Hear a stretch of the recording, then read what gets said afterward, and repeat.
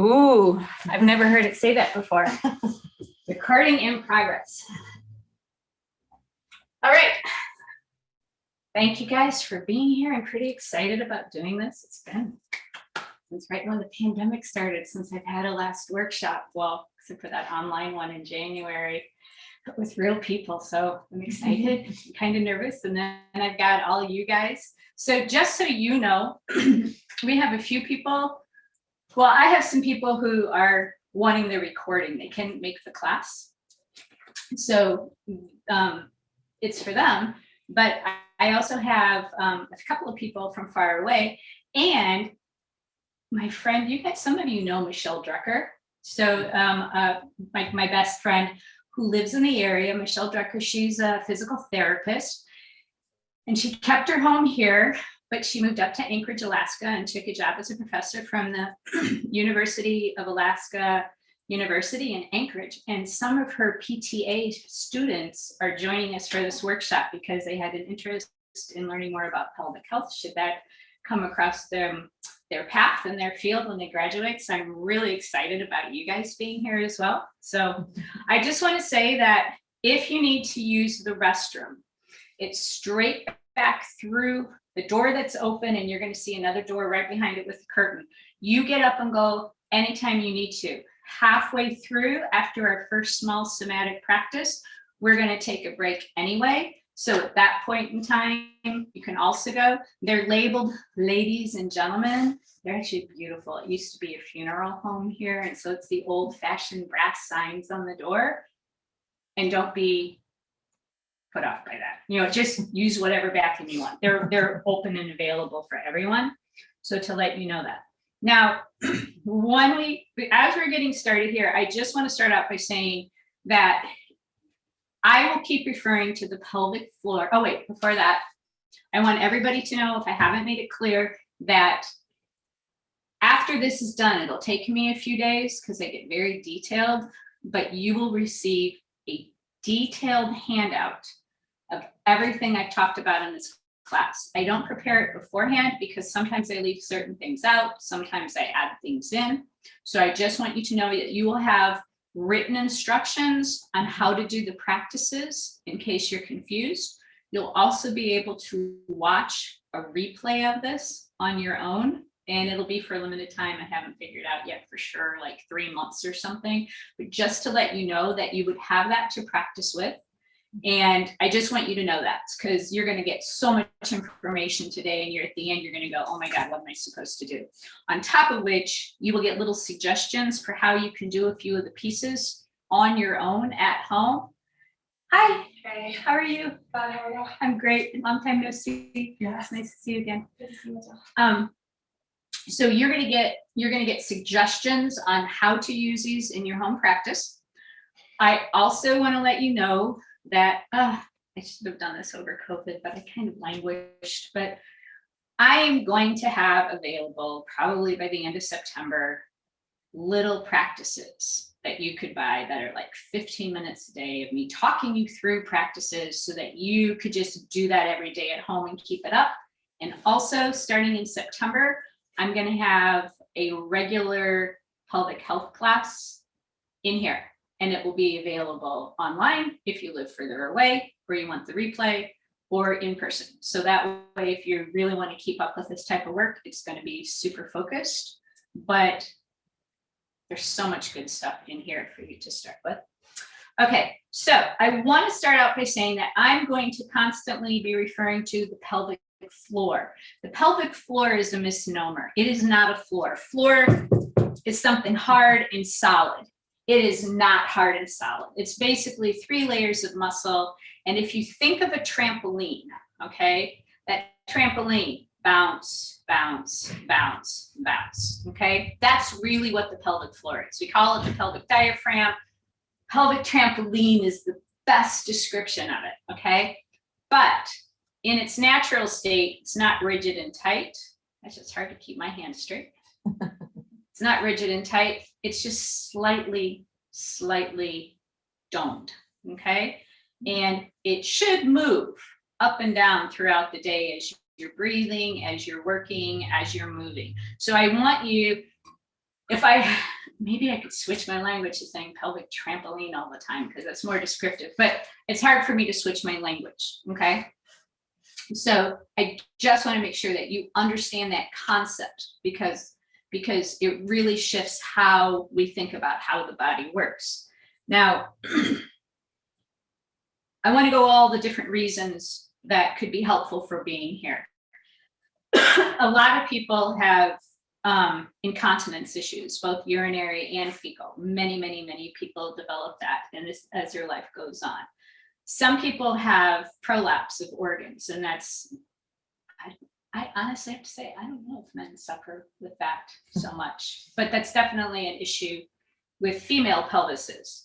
And also the other thing I need to get clear here is that male pelvis, female pelvis, while a lot of women have a lot of female pelvises are a different shape,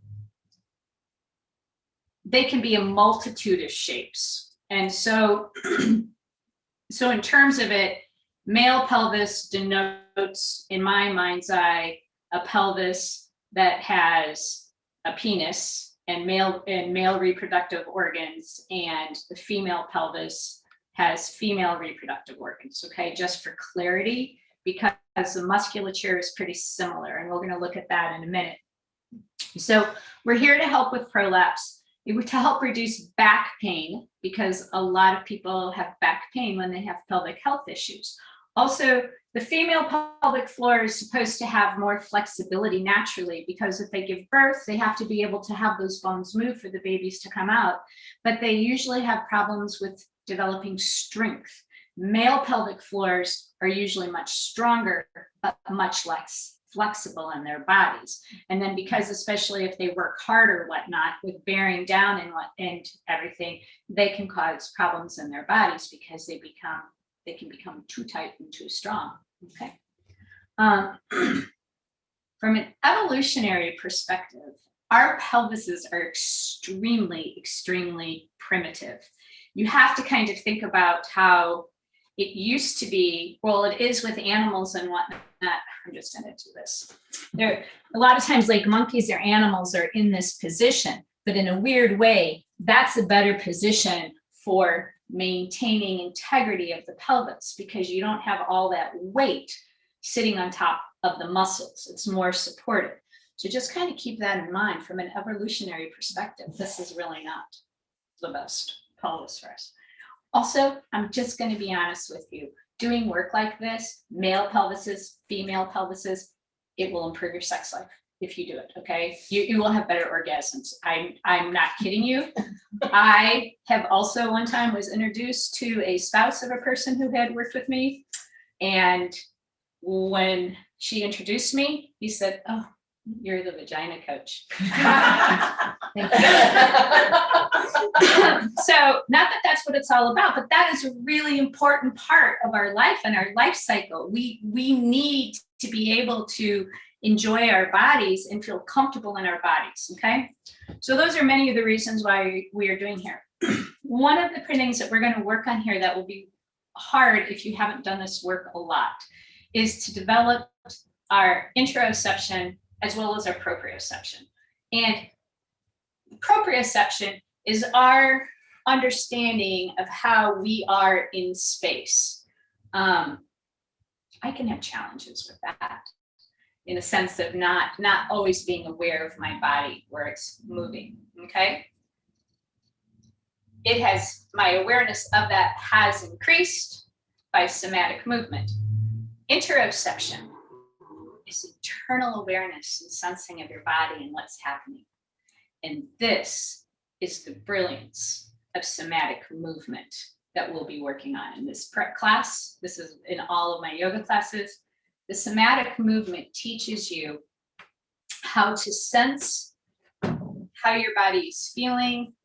The practice helps teach you how to recognize tight muscles, release tight muscles. It will help you, well, that internal sensing, that interoception is crucial to helping you work with the pelvic trampoline. No, helping you work with the pelvic floor. Okay, so that's what we're going to be focusing on. So all pelvic floor muscles need to be subtly relaxed and or strengthened. We need to know how to subtly relax them and or strengthen them as needed. A lot of times, if you have like a big twist in your neck because like you've hurt yourself or you've fallen on your spine, it actually causes subtle changes in the pelvic floor. Okay, carrying huge heavy piles of wood around, like construction, right? Okay, that really has a huge impact on the pressure in the body and what happens. So all of these things have an impact. Now, you have to then take into account surgeries, okay?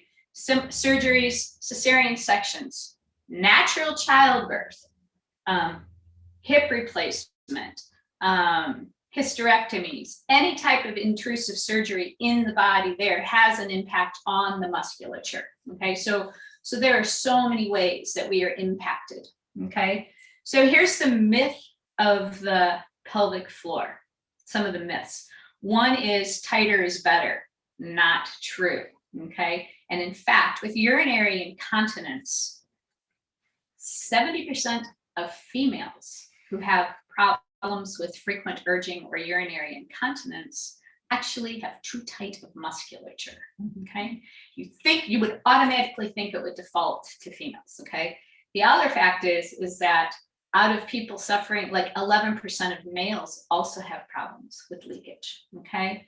And so there's also this myth that as we age, we're gonna automatically leak more, okay? It happens because we don't take care of our pelvises.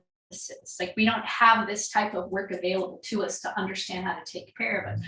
But that is a myth. And in our society, the standard cure for that is, and you've seen all the commercials, adult diapers. And they all look so happy. They're like hitting tennis balls going, oh, I've got my diaper on. Like, that is not fun for anybody to have to go through. I mean, I make a joke out of it, but it's a really sad thing in our culture that this is considered acceptable. I want to point out that, oh my gosh, I cannot remember what country it is. Maybe it's France. But in one of these countries that have healthcare for all, after you give birth, you are automatically given 12 or 16 appointments with a pelvic floor physical therapist, automatically, to help you not have problems. And they're commonly used all around the area. And if you have a lot of problems, there are pelvic floor PTs around here. I've had people who've come to see me privately who's worked with them. I mean, so I'm actually, on my list of things to do is to go through this thing and try to find some really good ones around to recommend people to if they need to. Sometimes it's a problem that's not that severe that I can help with.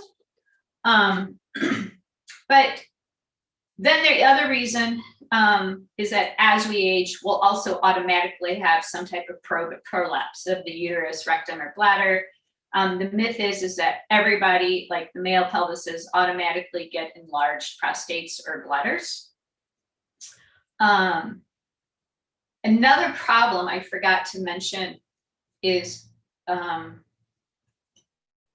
it's assumed that males often will just have erectile dysfunction as they age. That's just an assumption, okay? That is also oftentimes influenced by the pelvis just needing toning and by working with the musculature, and by working with the musculature of the body, a lot of times that can actually prevent or cure erectile dysfunction, or at least improve it. It's kind of amazing. Decrease sex drive. This type of work can actually help increase it, but that's a myth that everybody's sex drive is just going to tank when they get older. So on that note, I want you guys to grab your little diagrams so that you can see them better. We're going to go through these quickly. Okay, so the first ones we're going to look at are the first three. And I want you to notice with these three here, I'm just going to hold up so you know what we're looking at. I want you first to look at these two. And I want you to just look at the general organs and anatomy. And I want you to see, in a weird way, how similar they are. and how different they are. Okay? Marcy, can you say the names of those? Because I can't see them on my screen. There On is the bottom. in that email I sent you. I have those on my tablet, but I don't know which ones you're looking at. Oh, the one that says female pelvis and male pelvis. Okay, great. And then the ones that says male and female pelvis together. Okay, thank you. And that was funny. I just to hear your voice out of the clear blue sky, because Diane and I have been friends for like how many years? Over 30 35 years. Hear her Over voice. 35 years. And I'm like, oh, Diane. I just want you to take a look at this because females, the male, let's see if I get all this right. Okay, in female, if you want to look at it later afterwards, just gives you an idea of how it all nestles in here. Someday I win the money to get a male one. I got this one used for my friend. My other friend, when she went to Alaska, left me her pelvis. Did any of you know Christine Techmeyer? Christine Salverson? Yeah. This was Christine Salverson's pelvis. Now it stayed with me. But the bladder in females rests underneath the uterus and the fallopian tubes, okay? And the rectum is back here. And in the male, the rectum is here. And I got to remember if I'm getting this right. Bladder and prostate. Okay, so there's the bladder and the prostate. And so actually the internal organs are very similar. Now, what you may or may not know about this work, okay, I mean about the body, is that you can have the female genetic markers, and because I'm just throwing this out without having thought about it, I'm going to completely forget, which is ridiculous. Like XY, and is it XX and XY? Okay, so there's XX and there's XY. Right. Except some people are born with XYY, and some people are born with XXY. Okay, and so there's differences with that. But just because you're born with those genetic code, all the physical material is neutral. There's the thing in the body when the baby is in the uterus called the, this is from when I was 18 years old in anatomy, 40 years ago, in androgen bath.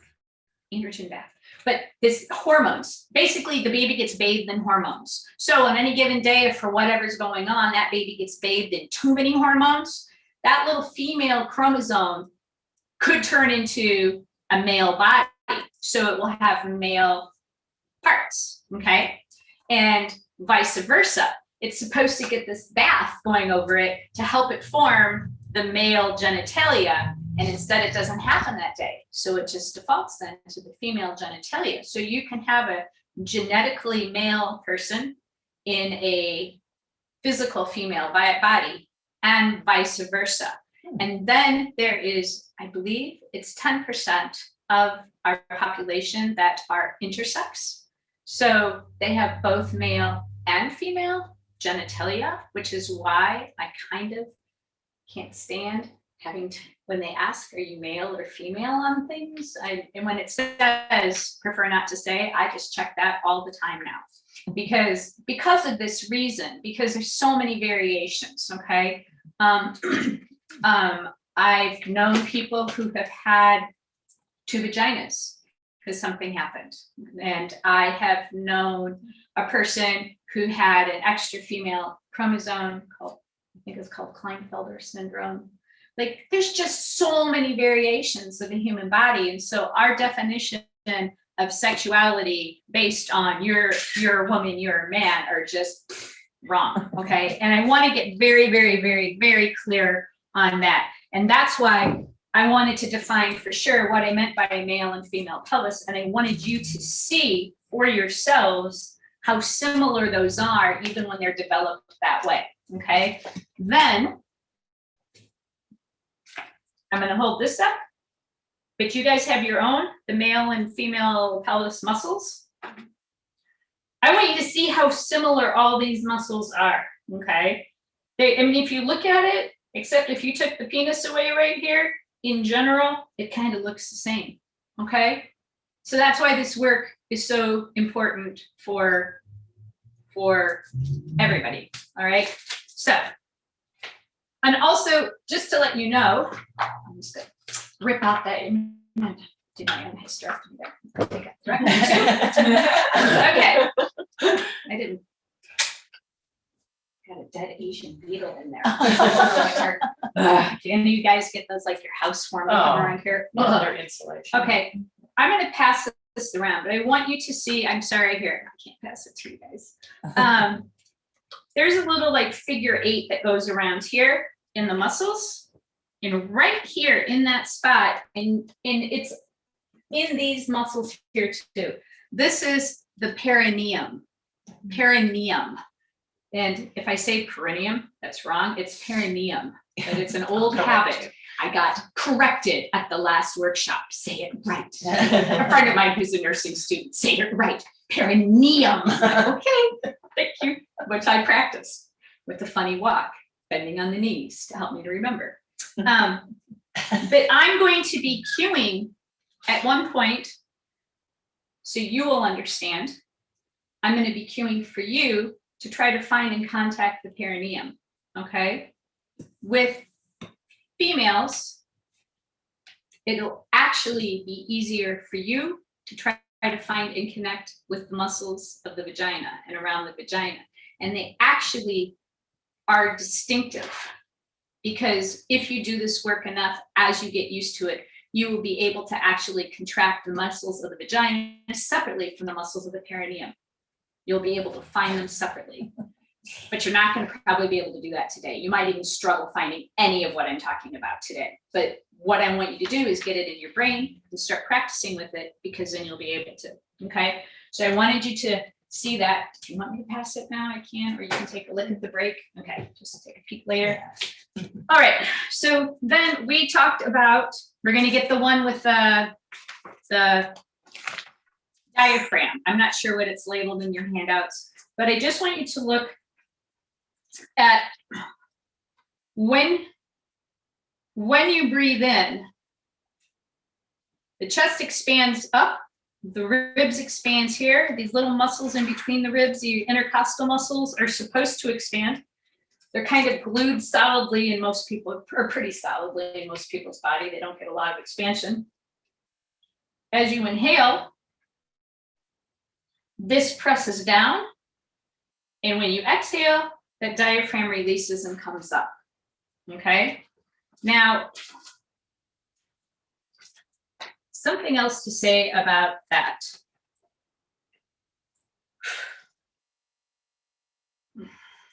Okay, right here in the body, okay? So if you know much about chakras, this is called the solar plexus in this area right here, the region, okay? But it is also a huge nerve center in the body. And I think the vagus nerve ends here or connects here or something, but tons of nerves run right through here in the body. But, and you're gonna see it in the picture in a minute, but the psoas, which is the most powerful muscle in the body, if you eat meat, filet mignon is the psoas of a cow, okay? So this is the muscles in the humans. It connects right here at the top of the bones in the legs, and you'll see a diagram in a second. It comes through and over the pelvis and through here, and then it connects up these vertebrae, and it lands right up here on T3 or T4, okay? And these muscles back here, the traps in the shoulders, the trapezius, it comes down and it connects at the exact same spot on the body. And that's the area that the diaphragm comes through. So tight traps, tight psoas have a huge impact on our ability to be able to breathe, okay?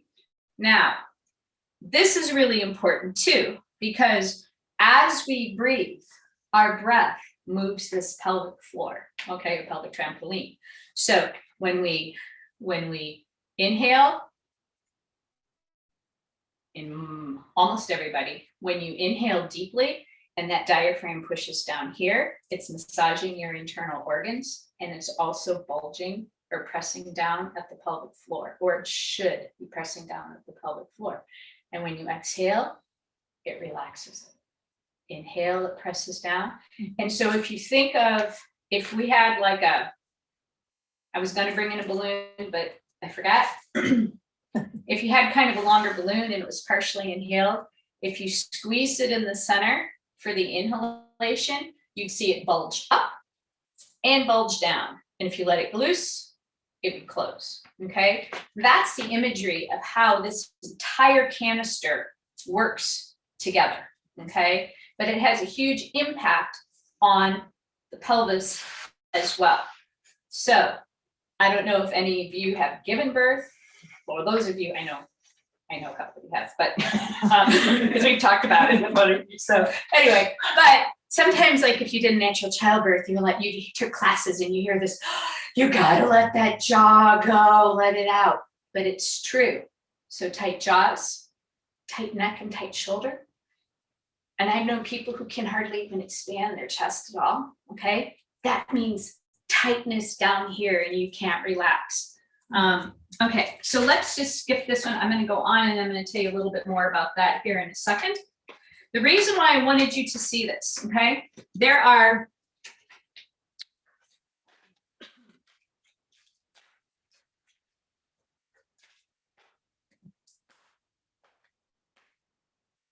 Kathy, could you please grab for me behind the desk in my gold bag? There should be an orange water bottle. Sure. Thank you. Do you want any air on? No. Unless you guys do. If you guys ever want to tell us. That's the other thing. Speak out what you need, okay? Because if you're feeling hot, probably there's other people that are feeling hot, and I have a sweater I can throw on. So, okay. So the reason why I want you to see this diagram, there's a couple of reasons. One is, I have to honestly say I don't understand as much of how it separates with the hernia, and you might understand that. You might be able to explain that better. But if you look, thank you.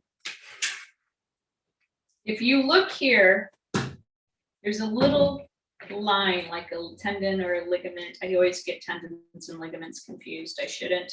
I know the difference. But there's this whole layer of muscles across here. This front layer is the six pack right here. When you see like a six pack on someone, not on me, well, it might look like one because it rolls, but you know, that six pack. It's just a one pack. Yeah, that's well, I got two. That's the rectus abdominis muscles, and this layer of tissue that runs between them, the linea alba, that is what a lot of times, especially for females when they're pregnant, okay, and after they give birth, they get splits in those. So if you have problems with that, just be aware of what's moving when you're doing this practice, okay? But what'll happen is the tissue separates here, and it's called diastasis recti, and the linea alba split over time. But below that, deep, deep, deep inside of there in the muscles, these ones that move across this way, this is called the transverse abdominis, and that's what we're concerned with in this class. So, last picture. I stumbled upon this on the internet one day. It's a really crude drawing. It gets the information out fabulously. I love it. They talk about the core four all the time, okay? Like in terms of pelvic health. They're like, well, you got to really pay attention to the core four, okay? But I think most important is to pay attention to the core four plus the psoas, 5 particular muscles. So this shows them all. So part of the pelvic floor, part of the core four is the pelvic floor, which is really a meshing of 3 layers of muscles, okay? Then this huge thing, okay, that comes all the way up here in the body is the psoas.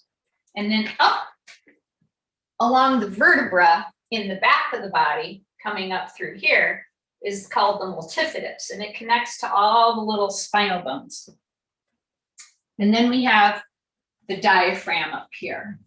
So when you think of pelvic health and the pelvic floor, it's not just about working the pelvis. It's about thinking of the entire body, okay? So, not to brag, but the somatic work that I teach in my classes, even my regular class, like Todd takes it every week, even that regular class helps maintain any work that you're doing in the pelvic floor, because it's helping release all this muscle training through the body, because you can't just take care of one thing. You have to also take care of the others, okay? So that's really important. So a healthy pelvis needs to be able to contract, relax, and bear down in everybody. That's what they're looking for, the ability to contract, relax, and bear down. So if you imagine, if folks did this work their entire lives, imagine how much better their bodies could be and their health would be, you know? I mean, we don't have to enter, there's just no awareness about this. And I just saw an article in my pelvic health professionals group on Facebook the other day that they're talking about, in England, I think it is, they're talking about making mandatory pelvic health work for kids starting in the preteens years for females, except all it is about is teaching them the Kegels. And that's the wrong thing to do. A, for effort, for having that awareness, but it's like doing the wrong thing, okay? So, but everybody did this. Their births could be better, sex lives could improve, their backs wouldn't hurt, they wouldn't be decurving. Okay, so then we're going to talk about hypertonicity, hypotonicity, and how it looks in the body, okay? So if this slightly domed shape is our natural pelvic floor, when you're hypotonic, that dome is increased. Now, what you also have to remember, there's this weaving of these 3 layers of muscles, okay? So to make it more complicated, you can have hypertonicity, you can be too tight in part of it, and in certain layers of it, and not tight enough in other parts. So it can be, oh gosh, I'm really bad with the idioms. A mixed can of worms, that's what I was gonna say. I know it's wrong, that's all. Mixed bag. A mixed bag, there you go. I always say a mixed can of worms, but it can be a mixed can of worms in the body, because you could be too tight in some places and you can be too loose in other places. That's just the way it is, okay? So if you're too tight, in general though, in the pelvic floor, it's gonna dome, okay? If it's too loose, it's gonna be sagging down that way, okay? You wanna find this Goldilocks point that's just right, okay? So I'm going to read through this list quickly. Hypertonicity can cause pain from clothing, burning, itching of pelvic floor, inability to relax. It relax it during sex. Hip and low back pain, pain with sex when visiting the OBGYN, inserting tampons, urgency to urinate, pain in the vulva, the tissues around the vagina. There can be leaking of urine with hypertonicity as well. Remember, 70% of urine leakage can be caused by hypertonicity, they found in people. Hypotonicity, that's too weak. Leaking or stress incontinence, urine or stool from laughing, jumping, coughing, running, which you still can get with hypertonicity too. So that's just not an indication. But sometimes just a bad cough for a while can cause this.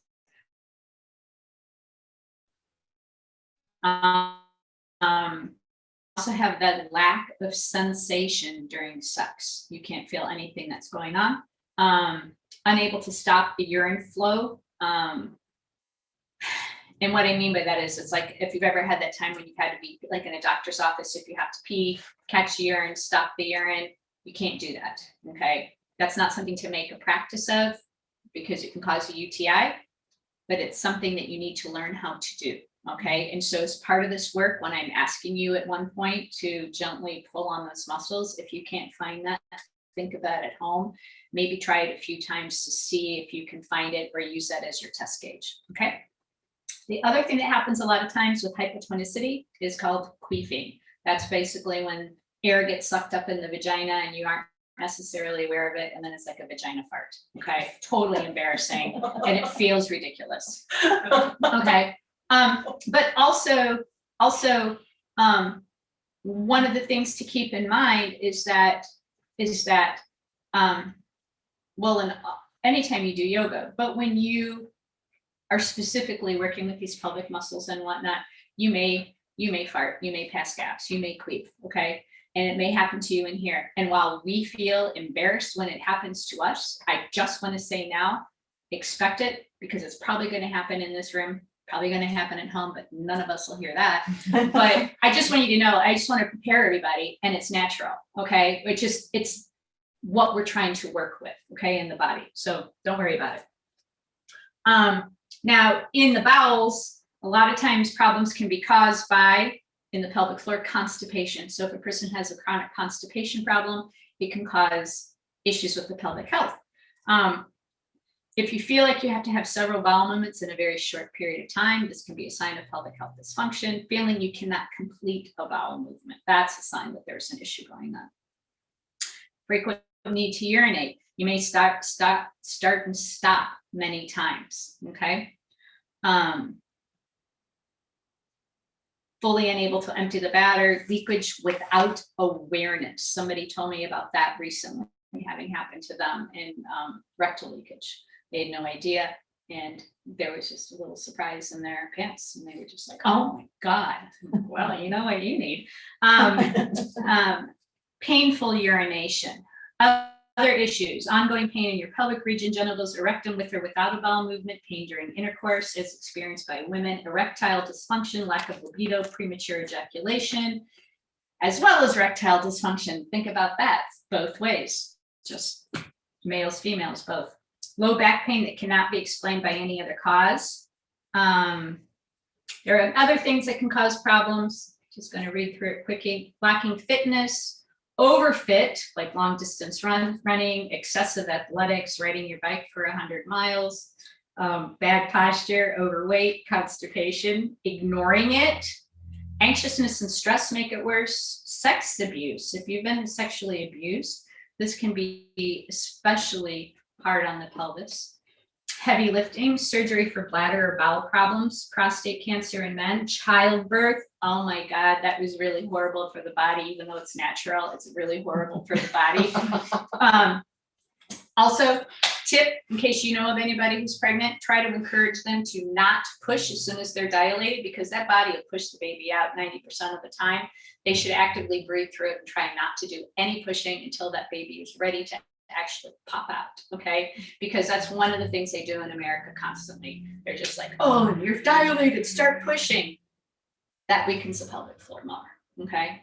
The uterus presses it down and pushes it down completely without help if you just let it. Endometriosis is horrible for this. TMJ, tight hip flexors, misalignment of the pelvis due to trauma and poor posture, sitting too long on a daily basis, a pelvic tilt, muscular asymmetry, that would be the trauma reflex pattern, chronic inflammation, previous or existing infections such as yeast infection and UTIs. If you know of anybody who's talking about getting a hysterectomy or any type of surgery like that, encourage them to keep their organs, if at all possible. Because once you take them out, you're going to have problems, no matter what. It's going to cause something, because everything else kind of collapses in to fill the space. Another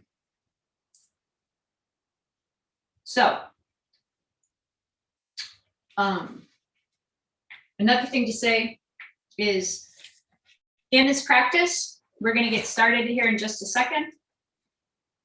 I want to talk about just a couple more things. Part of why I love this work is because this work keeps me from leaving a trail of urine everywhere I walk, okay? Because I have fibromyalgia, so I have constantly chronically tight muscles, okay? Especially in my neck, okay? Chronic pain. This is the somatic movement practices is my main way of staying out of pain and feeling good in my body and not wetting myself, okay? So, I mean, I'm just speaking truth here, okay? So I've had 2 natural childbirths. I also have had severe TMJ, which has been helped greatly by this practice, but you got to remember that whole TMJ is linked with this as well. So you have to think with the fibro, I constantly, at any point in time, if you poke my shoulders, you poke my neck, you know, I have these tight muscles, okay? And my jaw, if you look here, shape. See how crooked it is? Okay, so I have these tight muscles that pull here.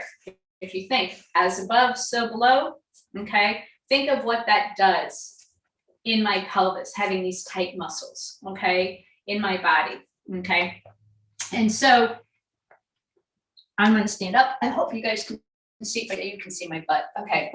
So I want to show you, this is how I frequently find myself if I don't have that interoception, that awareness.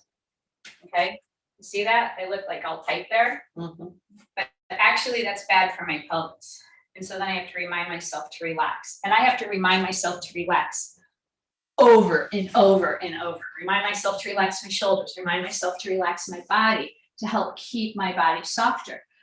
So I used to leak from partial weakness, got super, super tuned up and take care of it, fixed so much of that.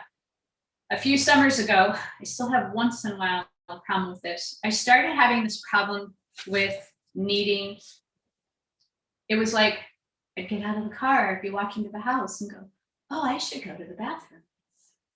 And then it was like I was dying to go to the bathroom and I could hardly make it to the toilet. And sometimes I would leak. It was driving me nuts. And so one of the practices for sometimes like when you have urging and it happens all the time, one practice is to, before, like when you're at home, not in public, before you're at home and you get next to the toilet, don't go to the bathroom and say the ABCs. Because you're just retraining the brain, because a lot of it's brain trigger. You know, I'm used, this is what I expect. But I started tuning in with my body and I realized, remember the pelvic health? If it's normally like this, if I'm too tight, then I'm like this all the time. So when I want to try to hold urine, what do? You tighten. Well, there's almost no place to tighten anymore. That was the problem. So part of my cure, at home, I'm like, I don't care if I wet my pants. As I walked in, if I was getting that frantic, I would deliberately start relaxing those muscles. I'm just like, I don't care if I wet myself. I just had to decide that was okay. I would relax those muscles.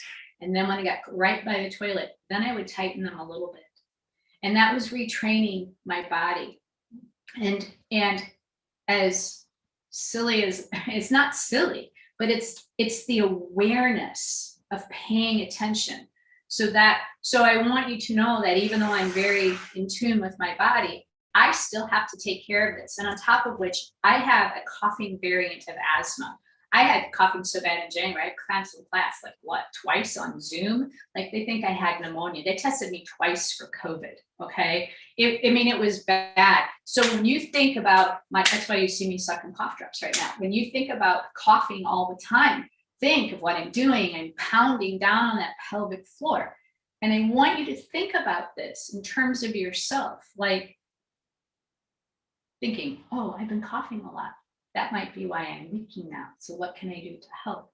Or, oh, wow, I feel like I'm got a tight ass like Marcy, like I'm squeezing my butt cheeks. You know what I mean? Think about that. Like, am I squeezing? Like, try to start noticing how you're standing in your daily life and navigating your daily day. And even if you find something, like you can call me and say, hey, I've got something going on, and we can try to pick it apart and see what you can do. Okay. I just want you to have all those little pieces. All right. So with where you're seated right now, we're going to do a quick movement of the pelvis inquiry. And then when we get that done, we're going to put the chairs away and we're going to get on the floor. So on the pelvis right there, I want you to sit upright, not lean against the back. And I want you to first start rocking, just back and forth on that chair just a little bit. And I want to see if you can feel those sit bones pressing down on the chair. Okay, can you feel them? Okay, everybody can find those. Okay, so I want you to take, let's see, let's take, if you can't put both hands, that's fine.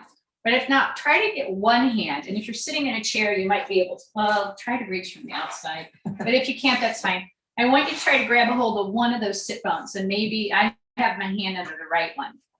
And I want you to lean up on the other one and see if you can actually grab a hold of it and pull it away and then sit down. And I want you to notice how you can actually pull that bone and feel lighter, okay? It might be harder with the male pelvis because remember, females are more flexible. Kind of works. Yeah, okay. Now, doing the exact same thing, I want you to put that weight on the left one and then lift up on the right and move.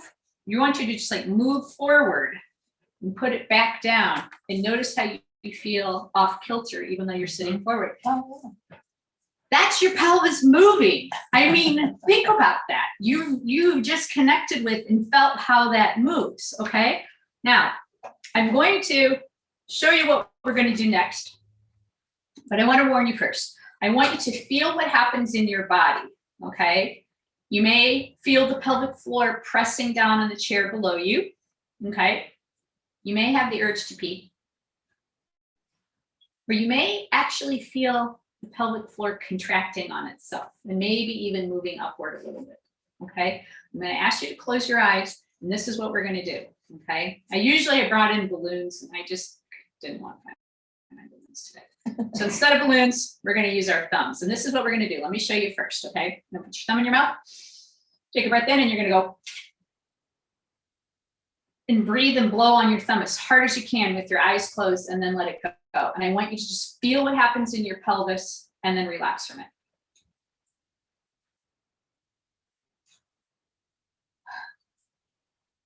Did you guys feel that bulging there? Or did anybody feel it pull up?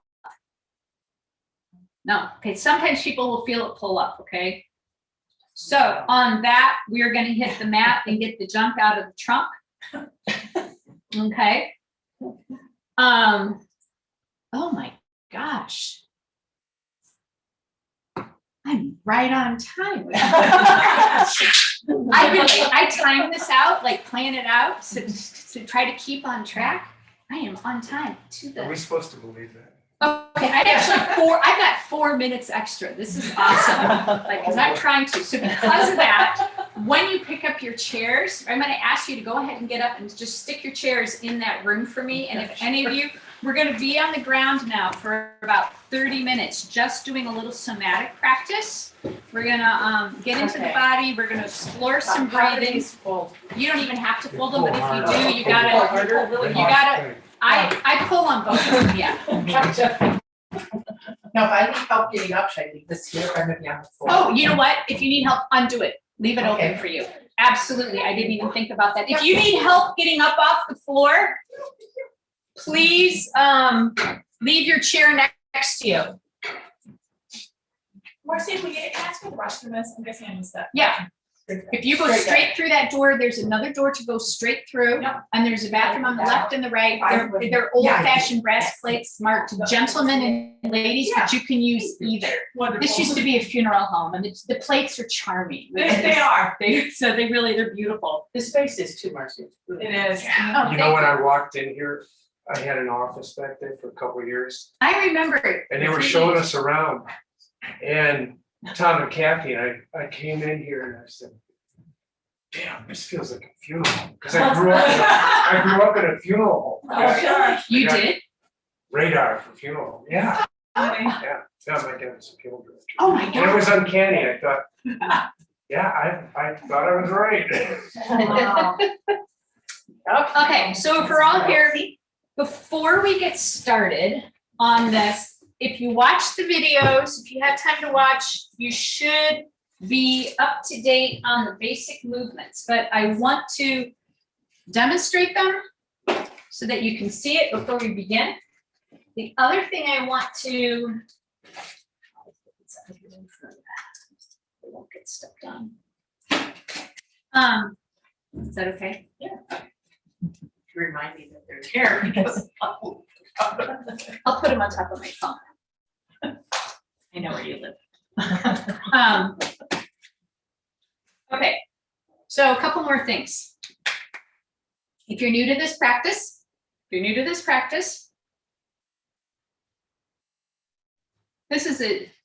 this work is based on learning to voluntarily contract a muscle and hold it, and then voluntarily release it, okay? And so often what we do is we go through life just boom, boom, boom, boom, moving and not thinking about it. It's a lot easier to do that than it is to do the slow, controlled movement, okay? And we're gonna work with the slow, controlled movements, because that's how you learn how to release these chronically contracted muscles. This work is kind of brilliant. It's neuromuscular re-education at its finest, and UAA people pairs beautifully with the ballophysics, which I'm sure you've heard about. So a lot of times there'll be places where and especially when we get into the super deep work, where you're going to feel like you don't know how to control those muscles, or where you might feel the muscles kind of pop through, okay? Sensory motor amnesia. You've forgotten how to work with those muscles, basically, is what it is. And that's what we're trying to wake up and teach you how to do. And it's not going to happen overnight. You're going to have to keep practicing. But sensory motor amnesia, it can also take the form of other types of releases in your body. There is a fabulous book called The Body Keeps the Score, but it's true. Everything that we have gone through on our lives is held in our bodies. So our bodies are like a beautiful diary from the day we were born. It's not just the scars that we carry, but it's like the memories that are held by the muscles. Now, it's my belief that the psoas in particular, which surrounds these first three chakras in the body, that it in particular helps hold everything, okay? And especially including trauma, stress, anxiety, all right? So when you're working with the body, what possibly could occur, but is not likely to occur, is that one of your you might see it happen to me as I demonstrate, and you guys will see it. You guys probably won't see it, but you'll see it. Well, on the replay, you might see it. Is sometimes my body will start shivering like this. And if I do, I'll try to stop it. But if you happen to notice it, it's because I deliberately do work like this so I can shake off my stress and anxiety. So my body is just cued to it. It's like, yeah, it's that time, Marcy. And I mean, it doesn't take much to get me going, okay? But if you feel like any of this involuntary shivering, just let it go, okay? If you skip the giggles, let yourself giggle. Don't worry about what's happening. Let your body feel what it needs to feel, okay? Now, I've seen people crying in class. I've personally known a friend of mine when we were in training together, got really angry constantly after the practice because her body was releasing something that was stored. It just kept happening over and over, just anger, okay? I personally, luckily I knew them all really well, but in my training, I started just like tears pouring down my face like I was sobbing in my practice, and I was feeling nothing other than, oh my God, look at this, I'm sobbing. And I'm like, I'm okay, everybody. And my teacher's like, be quiet and let it happen. Like just let your body feel what it needs to feel and do what it needs to do. Think of this as like a science experiment and approach it with great curiosity. Or like you're an explorer, you're an archaeologist. Ooh, a spelunker. You're going into the cave of the body. No, but seriously, really think about it with curiosity, what you can feel, what you can't feel, okay? And then also we have a thing called delayed onset muscle soreness, okay? So a lot of times you will feel very achy after a practice. It usually happens after 12 hours, sometimes 24, 36, up to 72.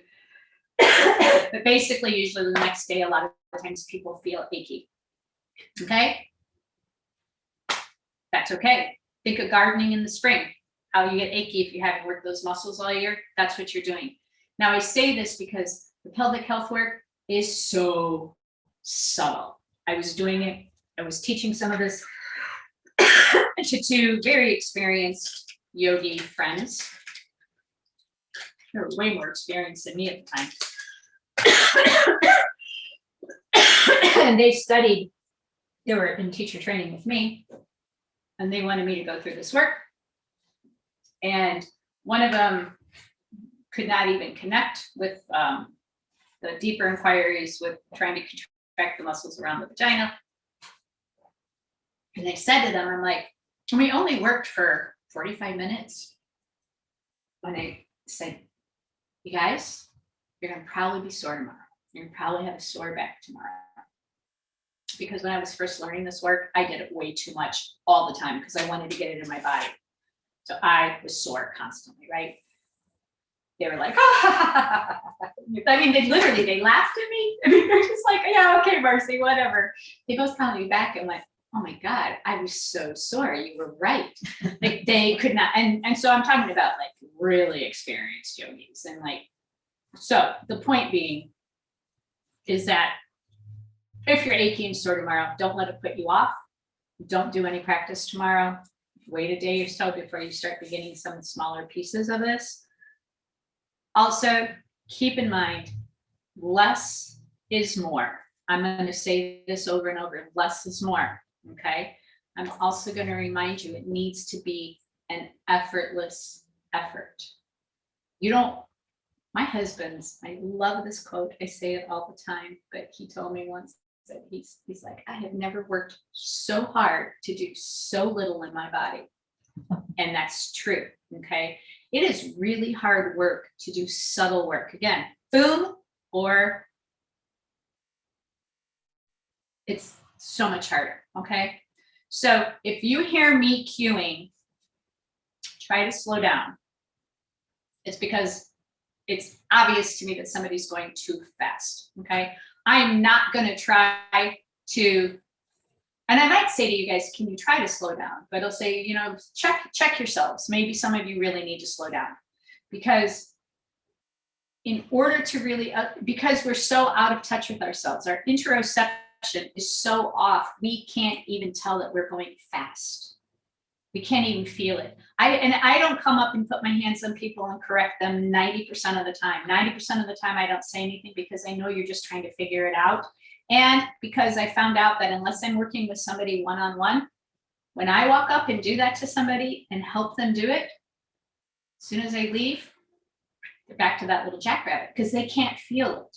So it's not going to help me to make you do it right. You need to try to find it on your own, okay? So I refer to it as, think about Goldilocks, too hot, too cold, just right.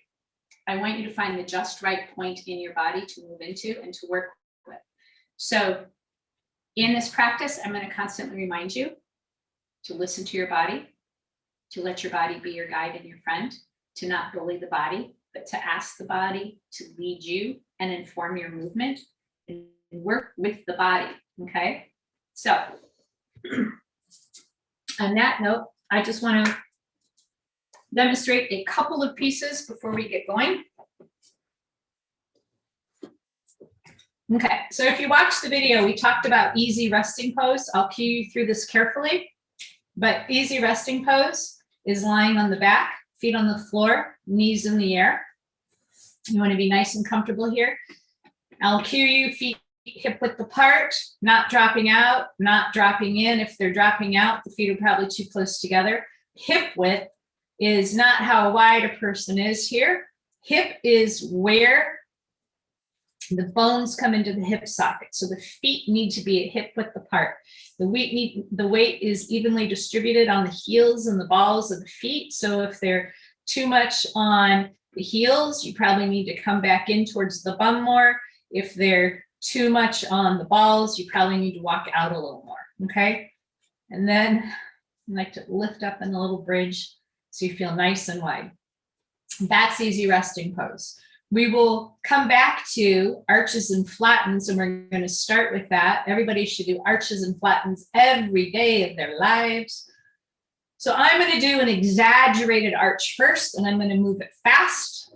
And then I'm going to do an exaggerated flatten, and I'm going to move fast through it so that you can see what it looks like. Actually, I'll start with the flatten because that's easier.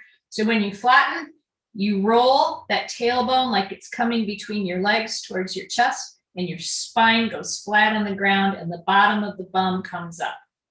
You're not coming up like that and lifting, you're rolling it off the ground. When you go into the arch, it's the opposite.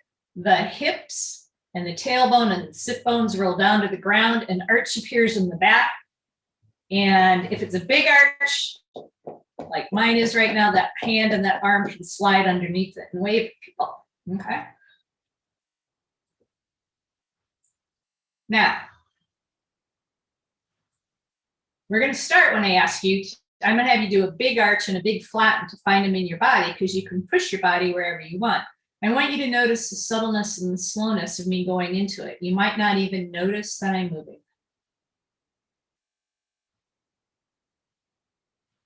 I'm listening to my body's cues. I haven't worked in my body at all today, so I want to find out where my body needs to be. Oh. And that's where my body wants to be. Now I can make it go like that, but that's where it wants to be. I'll release from that. Subtle rolling.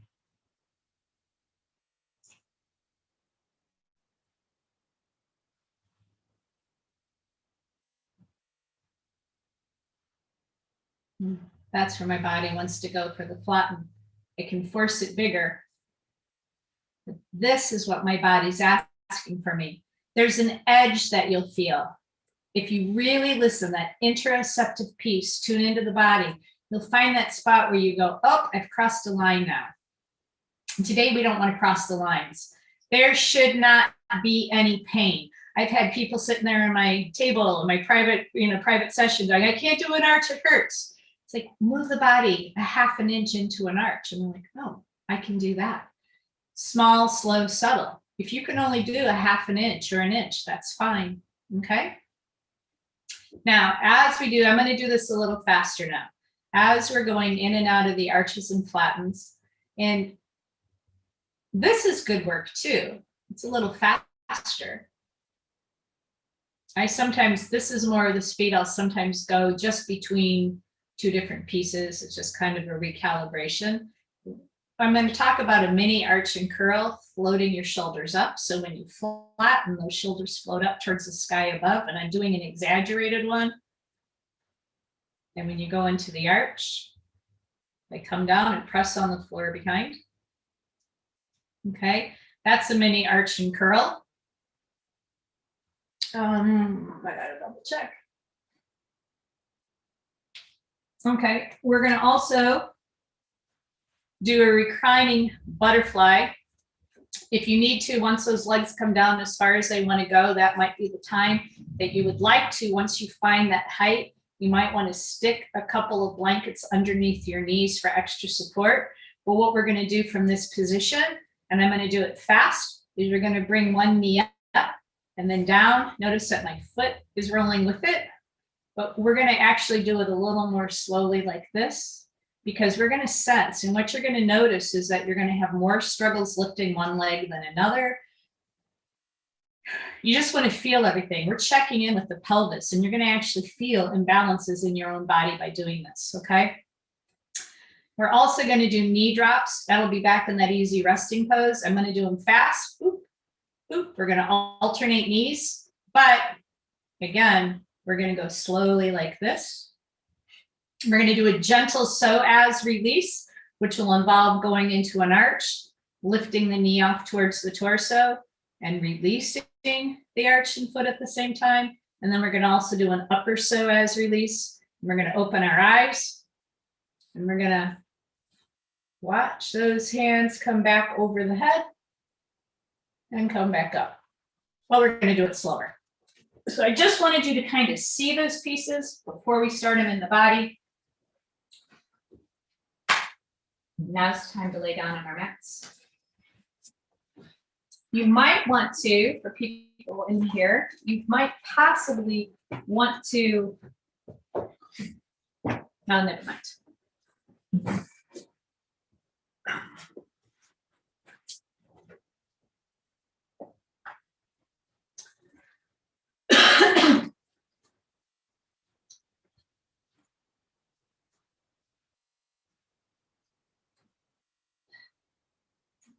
So I'm just going to ask you all, if you're able to lie long in your body with your legs straight. If that's really uncomfortable for you, don't do that. We're going to start with our legs long. But again, if that hurts your body, just skip it. I can come move those for you guys. Oh. Thanks.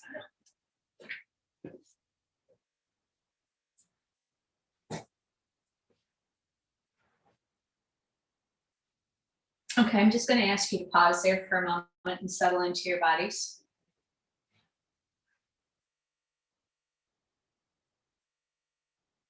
I want you to notice what you're noticing.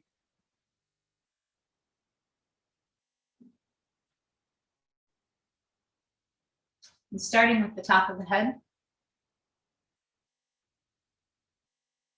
allow that attention to start there. And if you can, have your eyes closed so that you can really tune into the subtle messages of your bodies. And allow that attention to wander from the top of the head, through the face and the skull, through the neck, the shoulders,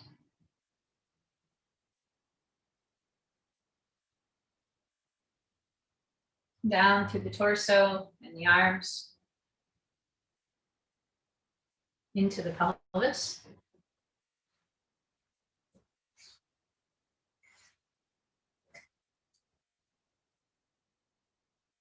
Just go up and down a few times with your attention and really start paying attention to what your body's paying attention to.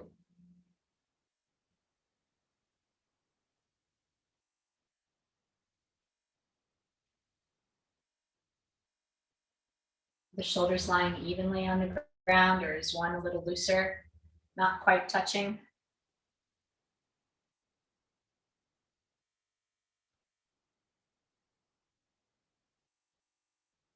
And hopefully, if your legs are nice and long on the ground, you might be able to sense if one foot's dropping further out than another. Sometimes I'll find that the back of one knee is floating a little higher off the ground than the other. Check in with the back of the hips and the pelvis. Just see how they feel. And I'm going to ask you, if you would please, to do any subtle movements, any subtle shifts in the body that you possibly can, to make yourself feel a little more comfortable and at ease in just that way that you're lying there.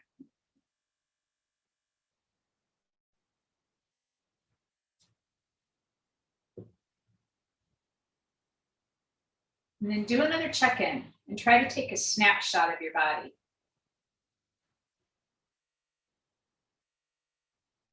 And try to remember this for later. Now, if you can leave your legs long for a bit, please do so.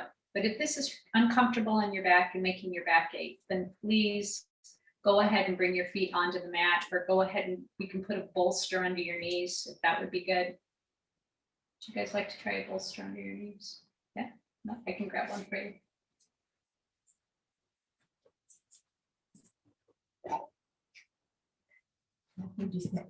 I just might be nice. Karen, would you like a bolster under your knees? I can pop it on you. Okay. All right. So then I'd like for you to just feel your breath in your body, your natural breath.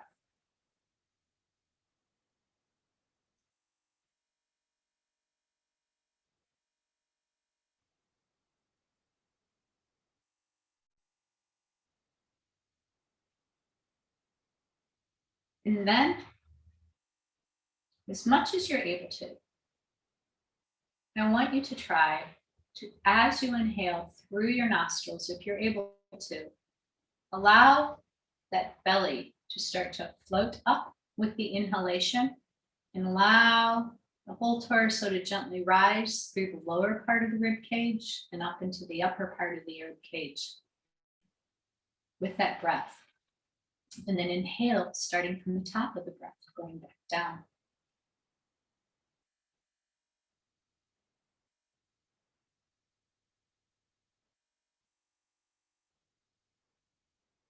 We're going to be a little more specific on this movement. I want you to think about an umbrella. And if you have your hands at that bottom of the umbrella, that gentle sliding up of the hand, that's the breath in the body starting down in the pelvic bowl, having that breath come up through the belly. And when it gets to the lower part of the rib cage, allow that rib cage right there to go as wide as you can let it go. And then have that breath float up through the rib cage to the collarbones. And if you're able, have that breath extend above the collarbones. And then exhale in the same order. Nice, long, slow. If you're having problems knowing how to breathe wide into that lower rib cage, I would invite you to go ahead then and just bring your hands to the bottom of the rib cage so that you can have that proprioceptive touch, finding yourself in space around you, to see if you can feel that increase, that movement in the lower rib cage. And if you don't need to do it, don't. But if you need it, that tool is available. Now remembering that this diaphragm, movement of the diaphragm helps inform that movement of the pelvic diaphragm. That's that pelvic floor that we're talking about. There's also another diaphragm up by the collarbones. And that's why you can feel that upward movement. The lungs themselves extend above our collarbones, and we rarely breathe deeply enough to engage that space. So that's where we're trying to breathe nice and deep.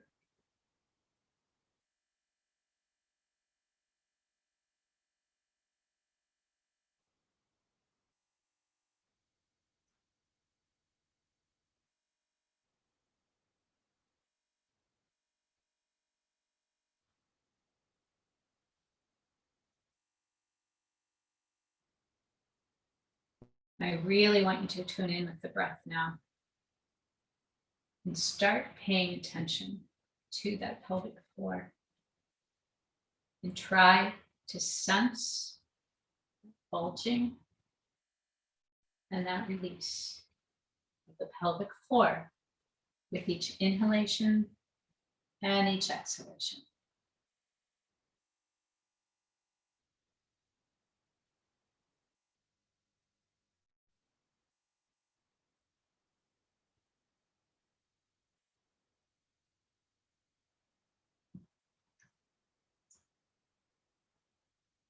Our breath is so powerful that it breathes our entire body.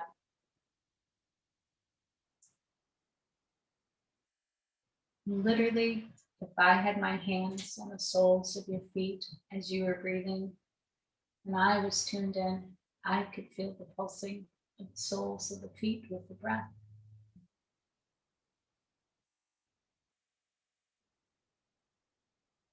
Every piece of you, every little bit of your body is moving subtly with the breath.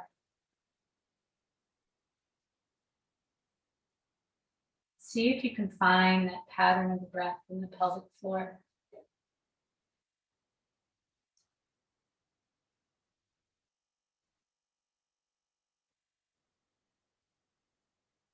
All right. So I'm going to ask you now To as much as you can, bring those soles of the feet together with the knees flopping out in that reclining butterfly position.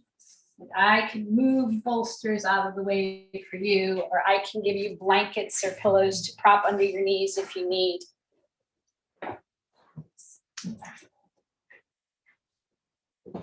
I'm going to do this myself to demonstrate for people watching later, for you, in case you're forgetting. So with those knees out, if you can, you don't have to lift, but if you can press through the sides of the feet and float your bum up a little bit and let it come back down, it's going to feel wider and softer on the floor. Now let's start with that right knee.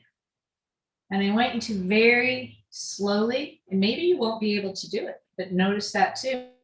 Slowly, gently start floating that right knee upright, allowing the sole of the foot to rotate down towards the mat. But very slowly, noticing how it feels. The tension, the twitches, how hard it is or how easy it is to do that. When it gets all the way upright, we're going to take a pause. We're going to allow it to gently float back down.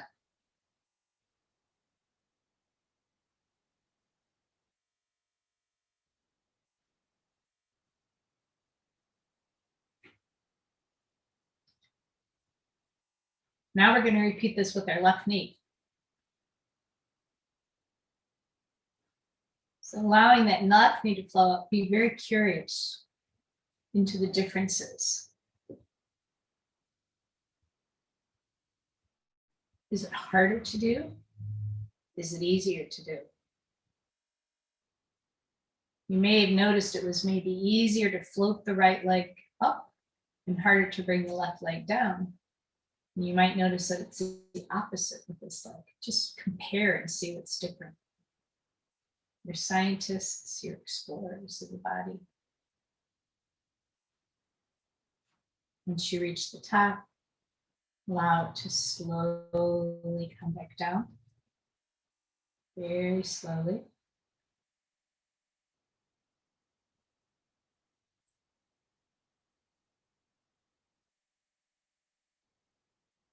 So now that we're back down,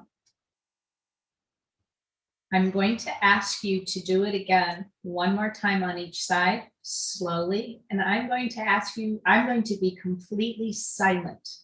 When you're finished, I'm going to ask you to put your feet back on the mat in easy resting pose, feet hip width apart, so I'll know that you're complete. All right, so let's begin.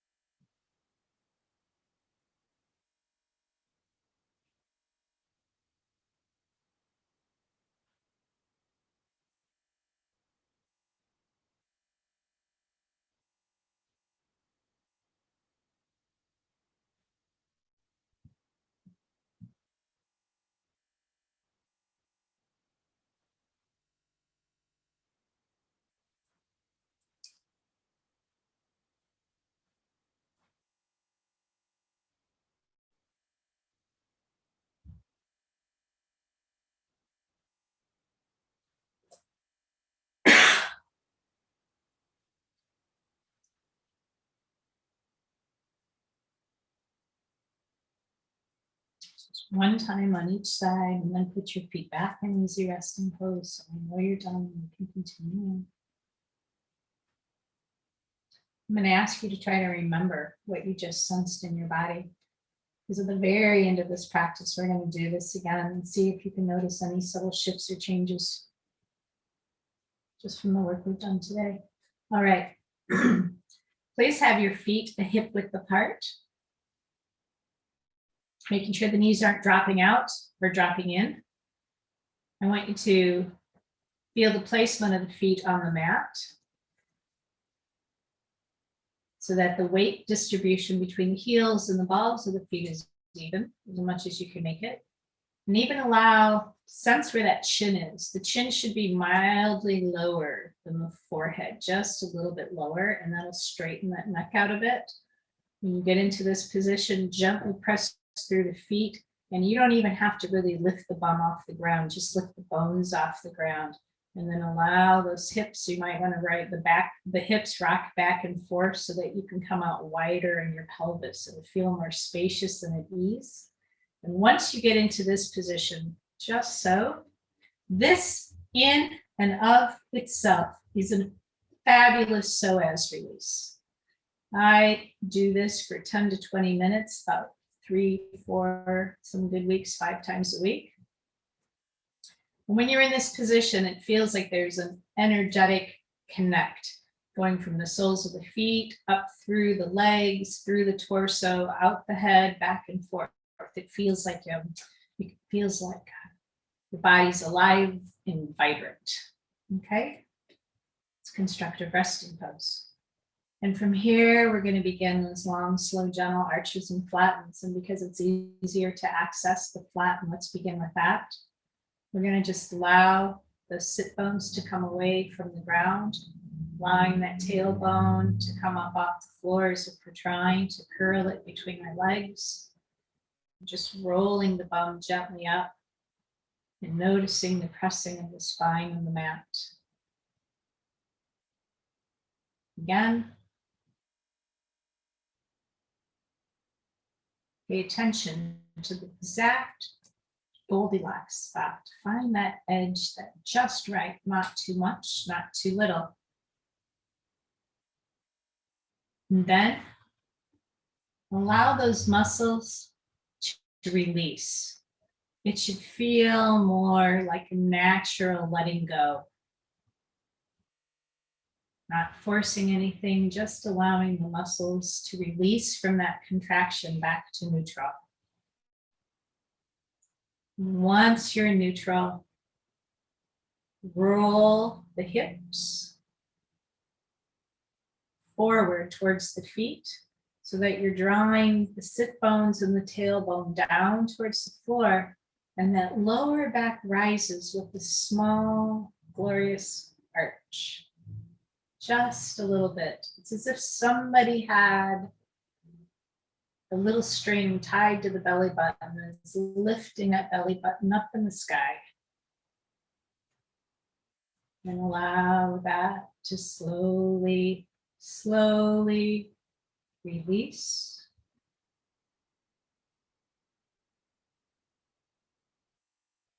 Back to neutral. And let's just do a few more of these on your own.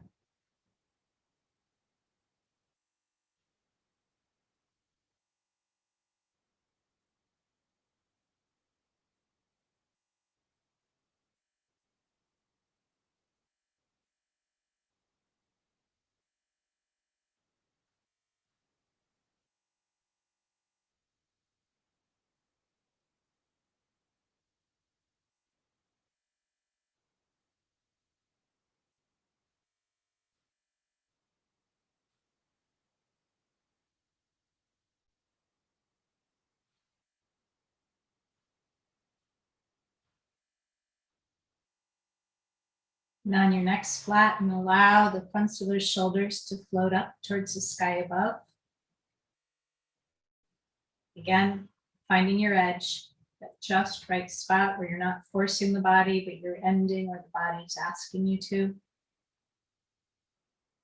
No pain. allowing those muscles to naturally release back to neutral.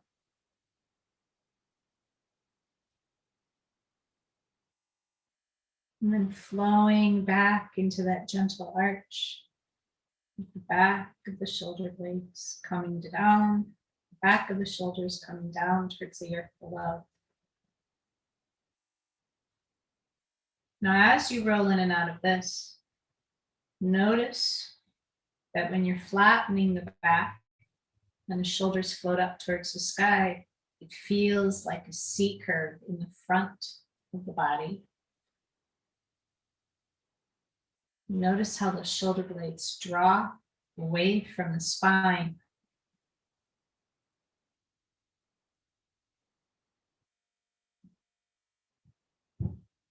Notice the return to neutral of the shoulder blades as the body releases.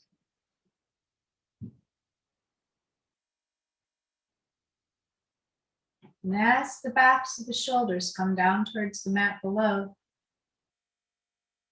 notice how the shoulder blades slide in towards the spine. Subtle, subtle, subtle.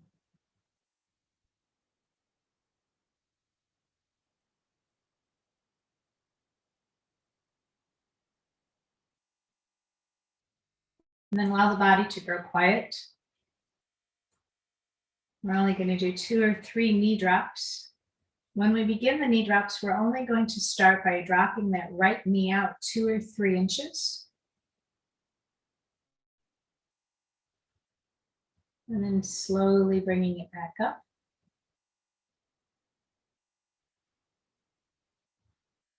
Left knee out 2 or 3 inches.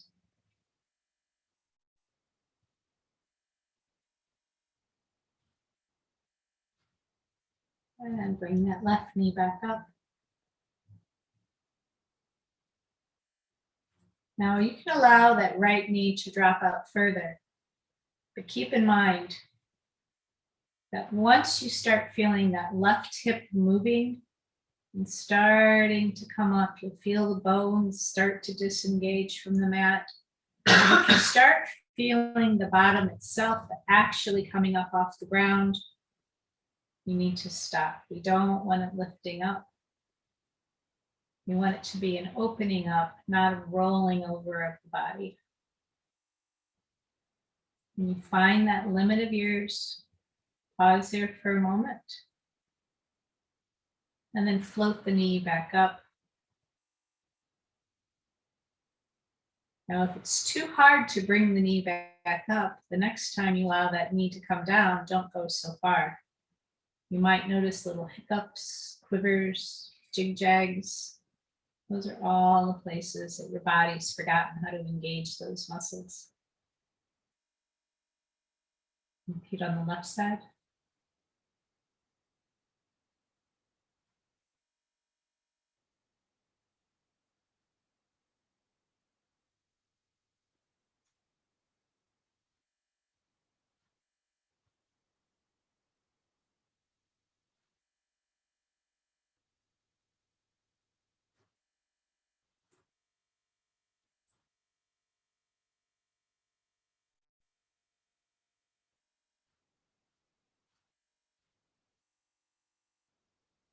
Okay.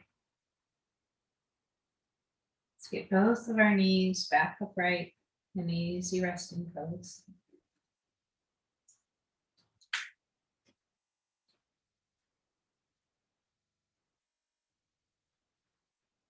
All right. In this position, we're going to do a gentle psoas release. So I'm going to ask you to reconnect with your body and do an arch and flatten. It doesn't need to be super slow. Do one of those little bit faster ones so it feels like you're just rocking your body out. Then end in an arch.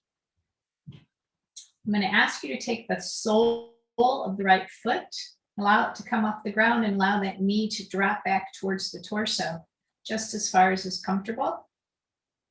And pause.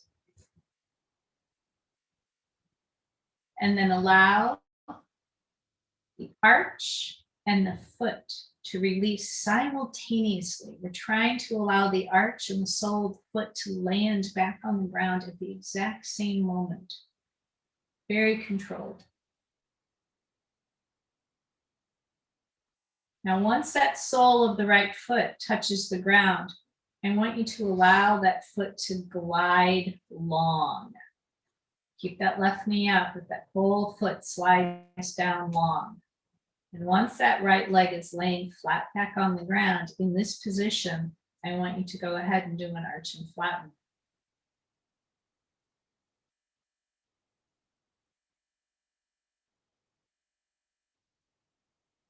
Now, come back to neutral with the back. Just allow the back to lay there. I want you to rotate that right leg in that right hip socket so that the toe is rolling towards the right edge of your mat. From this position, keeping that heel on the ground, I want you to glide that heel back up towards your pelvis so the sole of the right foot is in the direction of the left foot. And when that right foot is even with that left foot, I want you to pick that right knee up, float it back upright, so you'll be back in easy resting pose. Both legs. And go ahead and do another arch and flatten a couple of times. Ones, a little bit quicker ones. All right. Now we're going to come to the left leg. Please go back into an arch. Allow that left foot to float up off the ground. Noticing any differences between how it felt when the right leg did it. And that knee drops in towards the torso as far as it's going to be able to go comfortably. Then begin that slow release. The arch and foot back towards the mat simultaneously. Trying to coordinate that movement so they land at the same time. And then allow that left leg to glide along, that heel and the sole of the foot sliding across the mat. So that leg is fully extended. Take another arch and flatten here.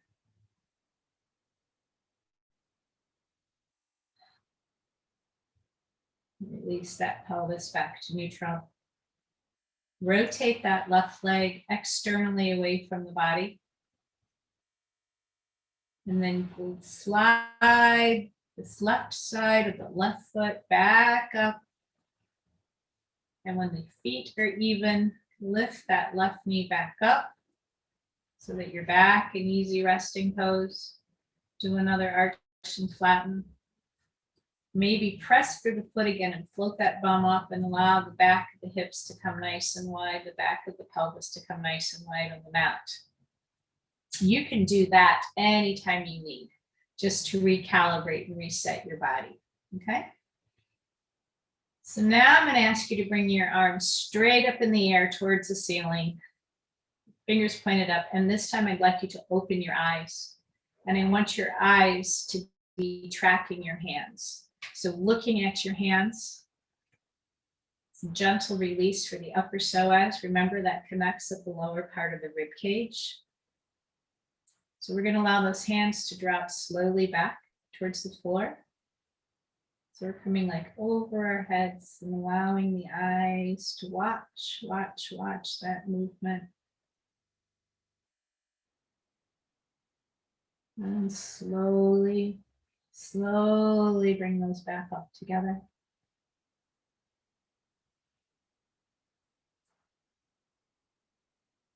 And then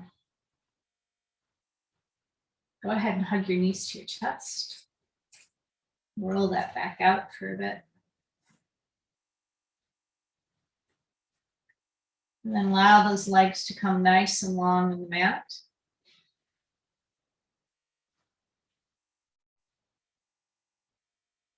And I'm going to ask you to pause and sense for a moment.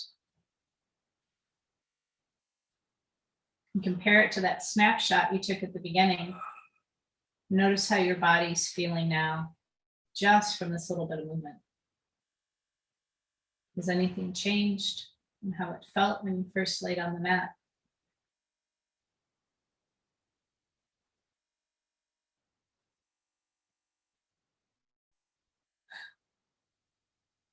So I want to talk you through rolling over on your side. Now we're going to do a type of rolling over that actually helps kind of keep the pelvis stable and balanced. If you're able to roll over onto your right side, that's what I would like for you to do as I talk you through this, okay? If you can't roll over onto the right side, please roll onto your left side. Because of me demonstrating, in case you need to look at me or something, I'm going to roll onto my left, okay? So what you want to do is leaving that left leg long, bring the sole of the right foot back onto the floor in easy resting pose.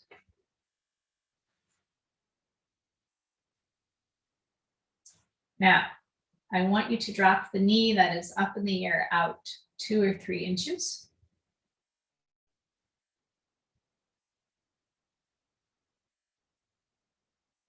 Just cute you all wrong to roll onto the left. We're just going to go with it. Okay, so press through the sole of the foot that's up in the air and press through the heel of the foot that's on the ground. And remember, that knee that's up in the air should just be 2 or 3 inches out. And by pressing through both of them, increase that pressure on the knee that's up in the air so that you can roll the hips and the pelvis in a more solid, contained position. And then curl back up over onto your left side. So just push your body gently over by pressing through that sole of the foot. You're trying to lift it up. Oh, nice job. And then pause there for just a little bit.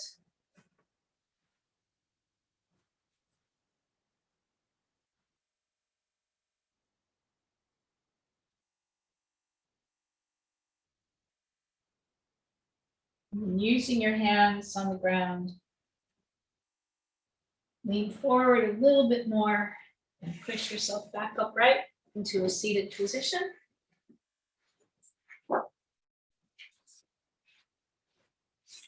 And now we're going to take a break for a few minutes. So if you need to use the restroom, you can. We said 10 minutes, but if we get back in here faster, we'll start. If you're all back over there too. I'm going to pause the video. If I don't turn it on, you guys need to yell at me and tell me to turn the video back on. You guys too. There's a sign. Turn video on.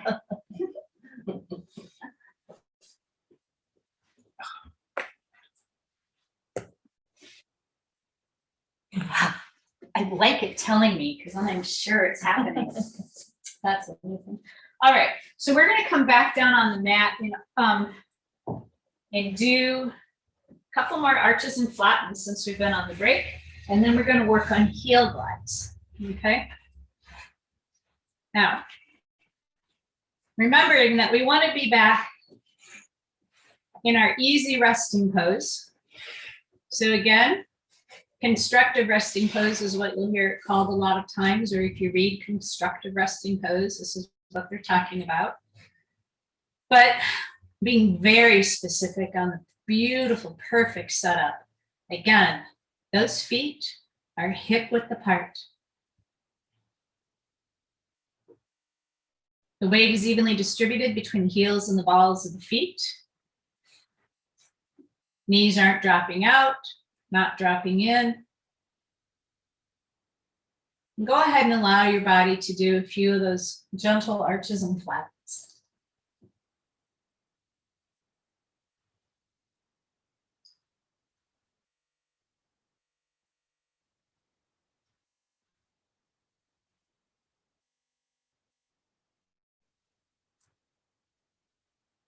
Now, what we're going to do next are just basic heel glides. There's all different ways we could work with this, a lot deeper and whatnot, but we're going to start with basic heel glides today. We might go deeper on that in part 2.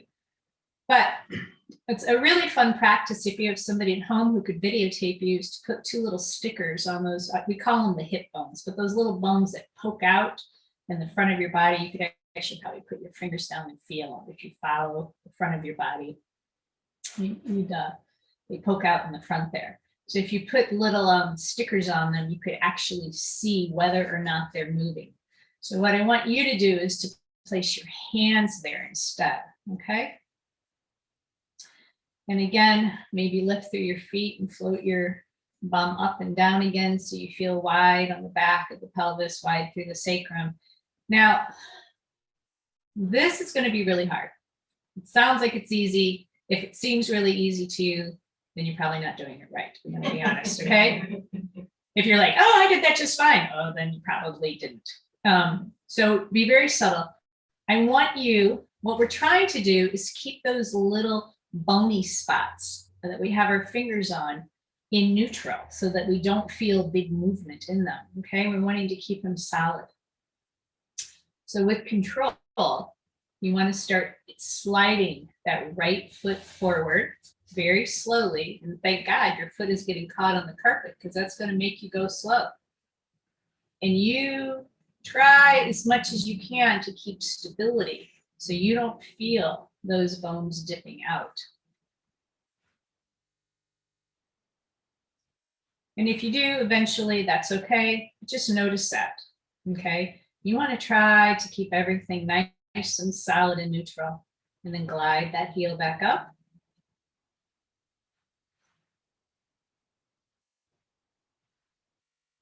And then repeat on the other side.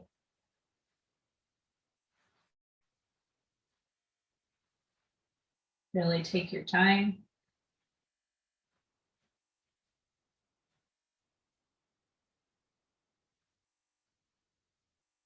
And then glide back up.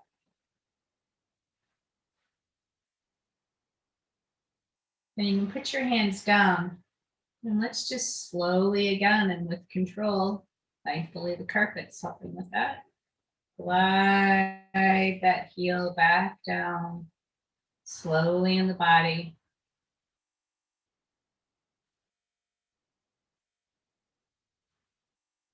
And glide back up. Sole of the foot's on the ground. Glide that left leg long.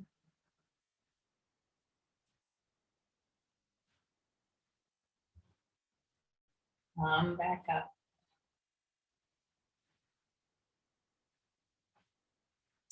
One last time. Bring your fingers back to those little points.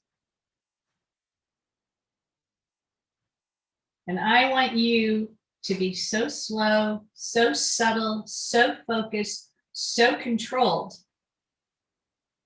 Feeling any dips or movements. At this time, if you feel that that bone is dipping down or moving up or the other side, I want you to stop at that point and come back up.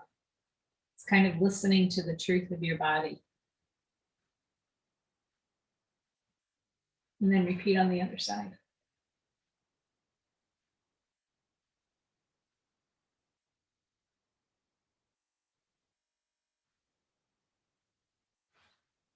Now, having somebody videotape you do this is different because you'll probably notice the movement that you think you're not feeling.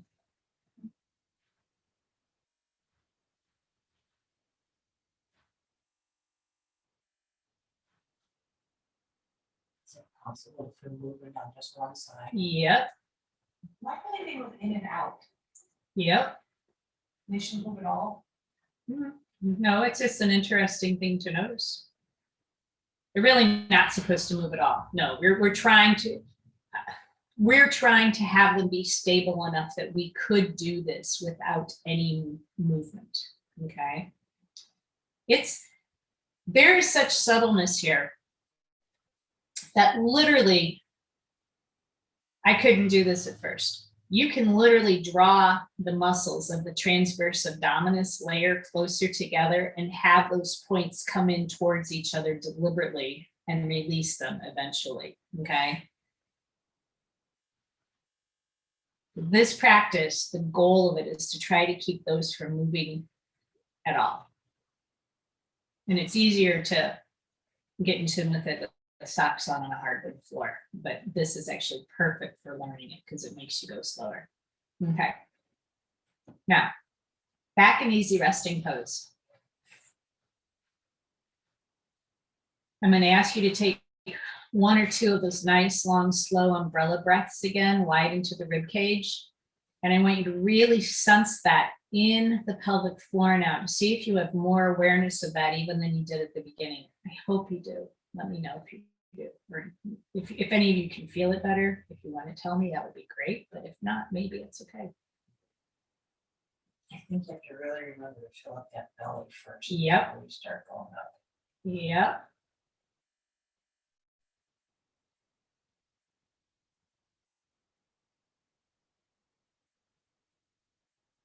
Eventually, the goal would be to be able to sense that movement even with your subtlest breath. Okay. Now we're going to get into the work that you're all dying for. Okay. So this is hard to explain. So you're going to have to keep asking questions. And you guys who are online, ask questions. If you don't understand, unmute yourself. Maybe you'll get it. Okay. I want you to visualize a tic-tac-toe board that's lying between your body and the mat. Okay. And it's lying. I'm going to sit up in case you need to look. See? That tic-tac-toe board is lying like around here on your body, like across here, right here, back in through here, okay? Right through here, Is it the okay? center of the tic-tac-toe board or the whole board? There's a whole board Okay, that's okay, right in that space, gotcha. in that space. Okay. And eventually when we do the clock, it's gonna be the same space. Now I have a low belly button, so for me, all of this is at the top of my belly button, but it might not be for you. Anyway, so that's the region in the back of the body where the tic-tac-toe board is. Maybe someday I should just have a shirt with the tic-tac-toe drawn on it or drawn on my back before I come. Okay. Hey, here's an interesting side point since we're not in here. You can usually actually tell the shape of a person's pelvis by looking at that little triangle flesh on the back of their body. Like that's how what's inside. That's how powerful and amazing the body is. You can look at that and tell if their pelvis is narrower or wider or off kilter. It's amazing. Okay, so back in easy resting pose. We're in that tic-tac-toe board. Now, for today, if you come to the next one, we're going to go deeper in with these first couple of pieces, okay? But for today, what I want you to do is I want you to try to connect by touching into the different little squares in the tic-tac-toe board. So when I say upper right, that would be the part that's up closer to the rib cage on the right side. Upper middle, left upper, okay? So what I'm wanting you to do is sometimes it's going to be a slight flattening motion. Sometimes it's going to be a slight arching motion, okay? But I'm wanting you to press your body into each of these little ribs, okay? Does that make sense? Mm-hmm. Okay, so upper right. Are you pressing down or pressing Yep. up? You're pressing down towards the ground. You're trying to press into that tic-tac-toe board, making your little mark. You could be X's or O's. We're not going to complain. But you want to press your little mark in there. Okay. So in each person's body, I can't say arch or flatten because it feels different how you connect with each person. Okay. So upper right, try to gently press down a little bit in that upper right spot. Upper middle, upper left.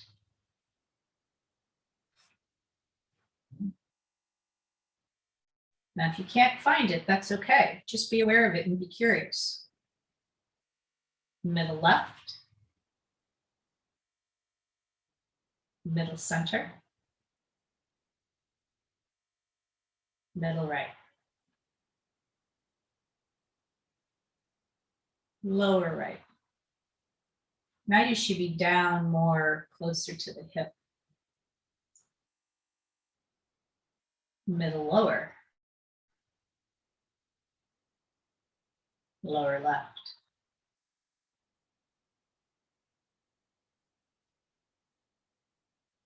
Very middle square.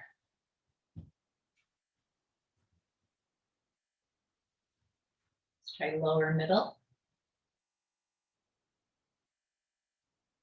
Upper left.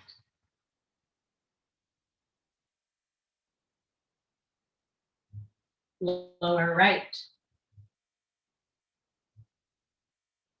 Middle center.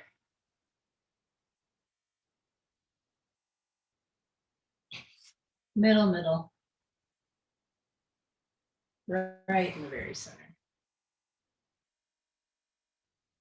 Left in the middle. Left upper.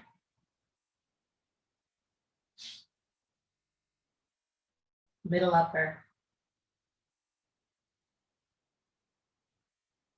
Right upper.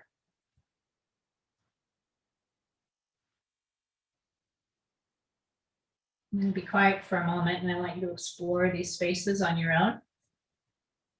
If you're having struggles with getting into one area, see if you can find it by working with the little squares around it, immediately connecting on 3 sides, and then try to get into it again.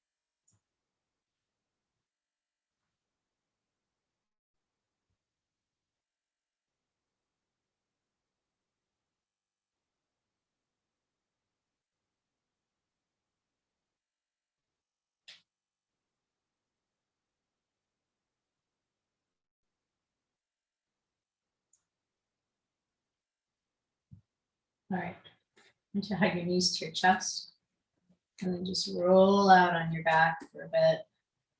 Give your body a break. Allow your legs to grow long.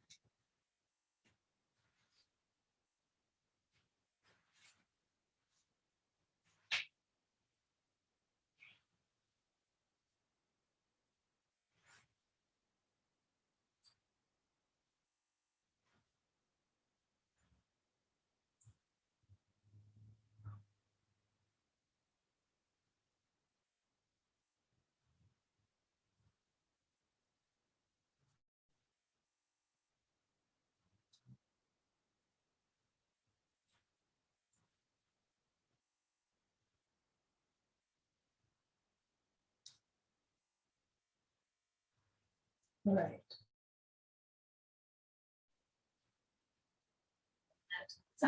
Okay. Well, so if we remember what the clock tells us,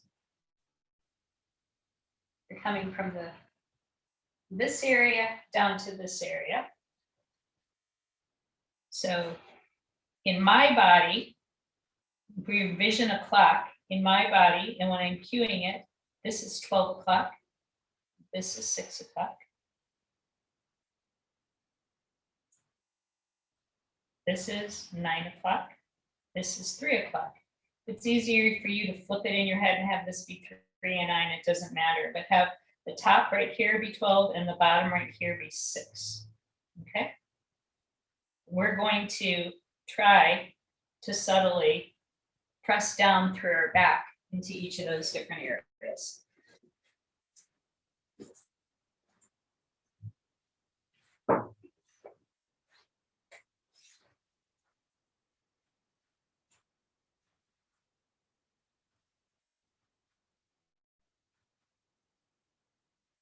All right. So back up in easy resting pose.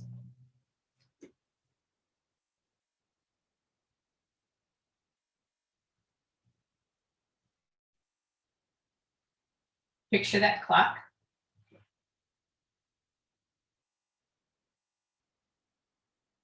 And press down at 12 o'clock.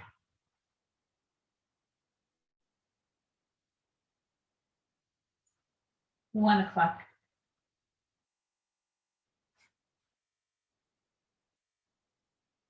2 o'clock.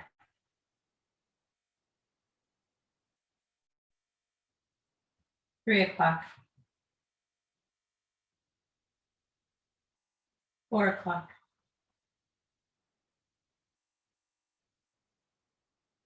5 o'clock. 6 o'clock. 7 o'clock. 8 o'clock. 9 o'clock.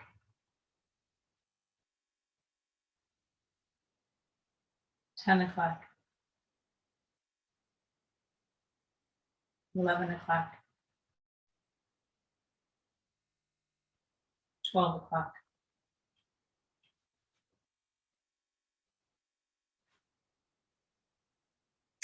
12 o'clock. 6 o'clock. 3 o'clock.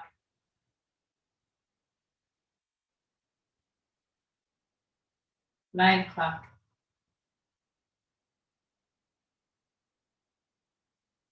5 o'clock.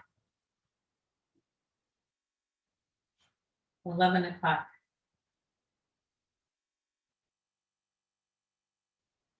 1 o'clock. 7 o'clock.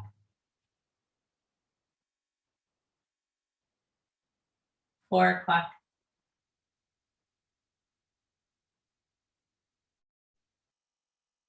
10 o'clock.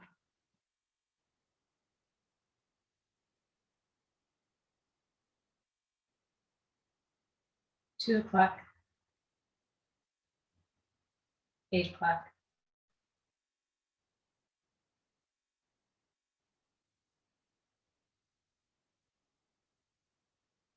9 Now,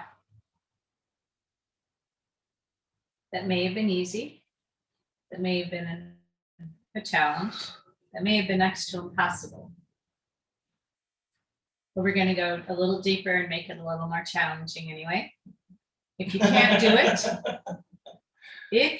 it, what I need you to do is visualize yourself doing it. Think of those spots and put your attention there anyway, and mentally press through those spots, even if you physically cannot do it. It has been proven that visualizing something happen in your body, movements like this, actually impact that movement and will help you learn to do it easier. Okay? So here's what we're going to do now. We're going to try to press through both 12 o'clock and 6 o'clock at the same time.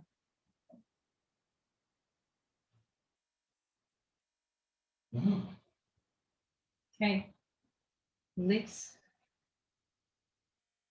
3 o'clock and 9 o'clock. Are you pushing as if they're connected or separate? Separate. It's like you're doing a mini arch between the 2 points for now. Does that help? Okay.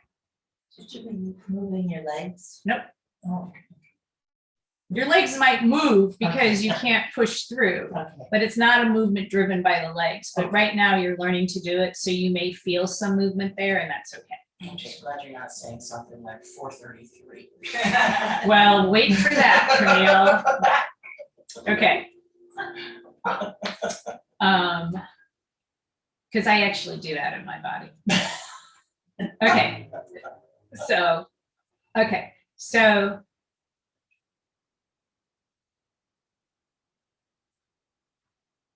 Two o'clock and 8 o'clock.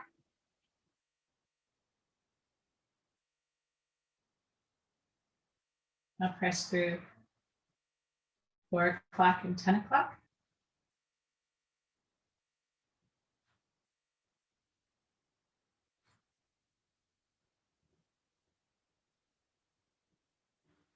Five o'clock and 11 o'clock.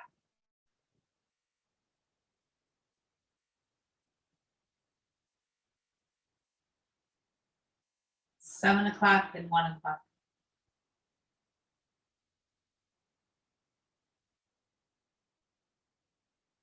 And just for fun, to see what it's like, try pressing through 5 and 7.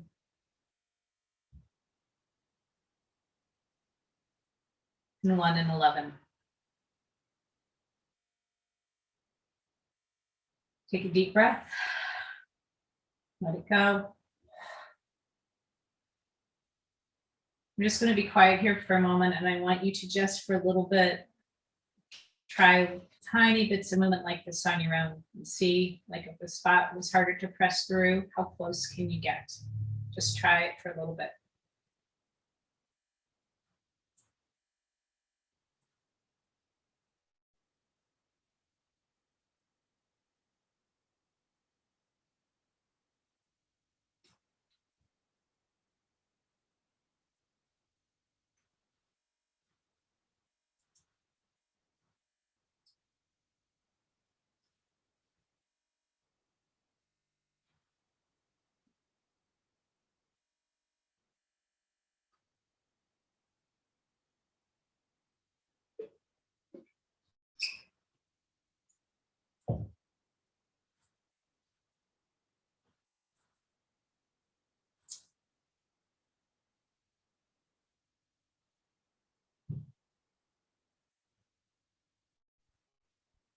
All right. If you need to, hug your knees to your chest and roll that back out again and give yourself a little bit of a break in the body. You can go ahead and bring your feet back down onto the mat in easy resting pose again.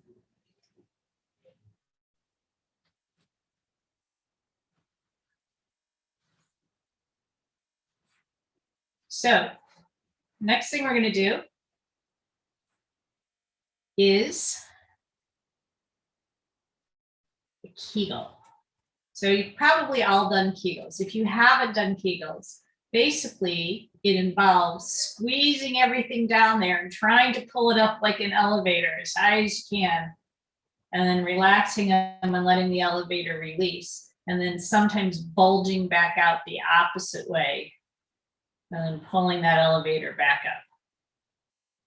It is useful for some things. One of them we're not doing today, but it's useful for that thing. But I just want you to have what that sensation is like in your body, okay? So now we're going to start working with the body much more subtly. I call them the anti-Kegels, okay? Now, with the anti-Kegels, the one thing I want you to keep in mind is that I'm going to ask you at different points in time to bear down, okay? If this makes you nervous in your body, that you think you're going to have some leakage or something, don't do it. Don't do it here. You can wait till you get home in the privacy of your home. You can even do it over a toilet or whatnot. Don't worry about it. But I want you to try to at least visualize it and see if you can get the subtlest motion going there with it, okay? Just a second, I want to take a note of something I forgot to tell you.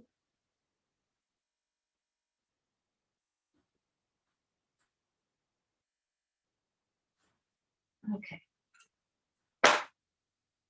On your backs, ready to go. All right, so I want you, most easiest to begin with, is to come up to the urethra. There is a sphincter muscle, I can tell you now, there is a sphincter muscle, a little muscle that goes around the urethra that allows us to stop the flow of urine and release the flow of urine. And really important thing about that, there's one, I believe there's like one slightly inside and one slightly on the outside, but I could be wrong, okay? But one thing that happens in general is that estrogen in a woman's body helps automatically keep that closed, okay? But a lot of times as women age, sometimes leakage can be caused by going through menopause, having the hormonal levels change, and then there's not quite enough estrogen to help keep the leakage from happening. And sometimes it's significant enough that none of this type of work that you're going to do is going to help. What you're going to need to do is go in and probably get an estrogen from the doctor, but you don't need to take it internally. You can take it vaginally. And that type of estrogen can actually help that to work right again. And that is so important for your own emotional health and well-being that it is worth it in a heartbeat to go get that. Okay. So back to the urethral sphincter. I want you to try to keep everything else down there quiet. Okay. The perineum, the vagina, the anus. And I want you to, as much as you can, just gently squeeze that muscle, those muscles right there around the urethra, as if you're trying to stop yourself from peeing. And then allow that to release. And then if you're okay with it, bear down. And if you're not okay with it, visualize it and give it just the slightest bit of movement so you can feel it. And then release.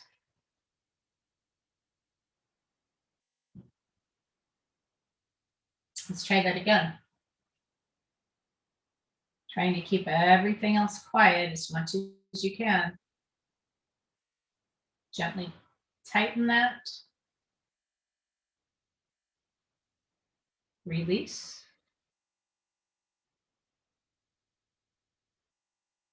And the gentle pushing outward, bearing down. Doesn't have to be hard work. Remember, less is more, effortless effort. We don't want you pushing hard. We want you learning to work subtly. Okay, release. Now, male pelvises, you're going to try to find the perineum, okay? Female pelvises, you're going to try to find the vagina for now, because it is easier for you to connect with the vagina than trying to find the perineum, okay? Trust me. I want you to try, if you can at all, to squeeze there and gently pull up perineum or the vaginal muscles. Try to find a contraction. And you might want to actually place your hand there between your legs and gently, gently touch and press, because that might give you more of the idea of where to be moving that muscle. And then release. And then bear down right through the center and try to keep the other muscles quiet. Just a little bit. And release. Try that again. Gently tighten and pull up. Release. And bear down and release. Now, I'm going to be very, very direct here.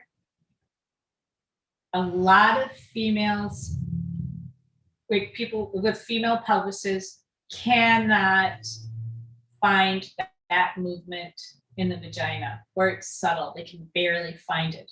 This can happen by not taking care of the muscles, or happen because of childbirth, okay? So if you go to a PT, they'll have you buy these really expensive tools. They're called dilation tools, okay?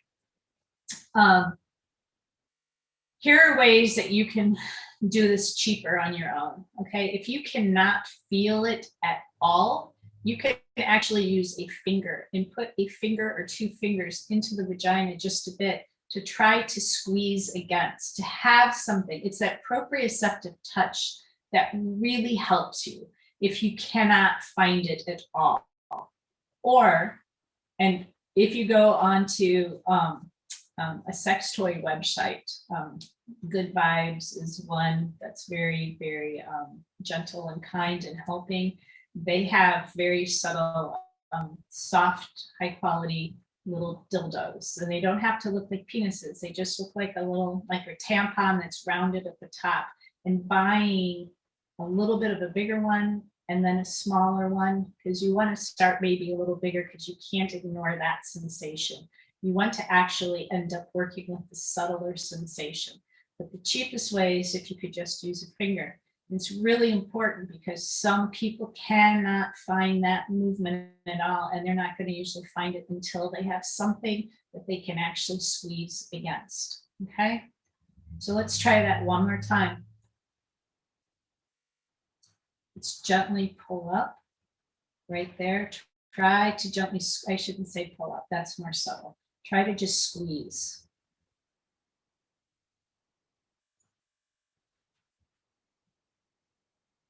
And then release. And bear down. Remember, the functions of the pelvis in terms of this are to relax, contract, and bear down. And this is what we're working with. Okay, it's easier to come over by the anal sphincter because we're all kind of used to doing that from having bowel movements. Okay, so I want you to pull up on there. If you're trying to hold things in, relax, and then gently bulge out, that bearing down.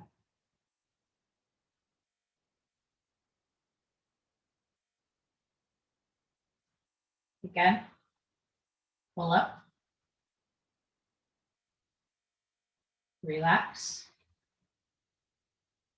bear down. Okay, let's release all of that. Let's come back up to the urethral sphincter, and once again, squeeze, relax, bear down, all subtle.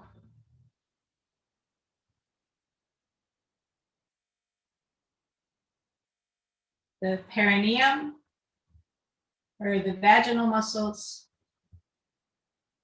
squeeze, contract, relax, bear down. Anal sphincter, squeeze, relax,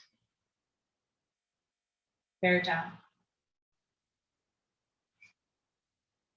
Now, before we go further, you may have noticed that certain areas were easier to access than the other. You might have that anal sphincter down great, that the vaginal or the perineum muscles down great, and actually I'm surprised to find that the muscles around the urethra are harder to control, or something else. You might find that it might be easier to bear down in some of these movements, and in others it's easier to contract. Be curious.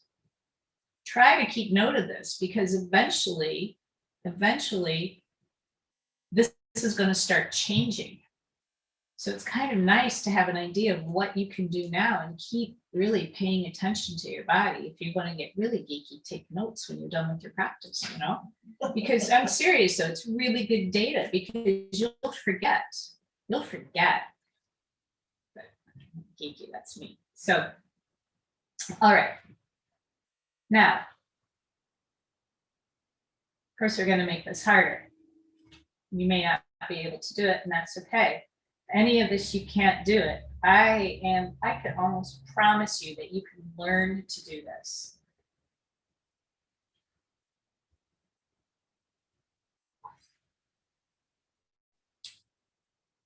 All right. Now what we're going to try to do, we're going to try to go to those muscles around the urethra and the muscles around the anus. And we are going to try to keep the perineum or the vaginal muscles quiet. And we're going to try to only tighten the anal sphincter and the urethral sphincter.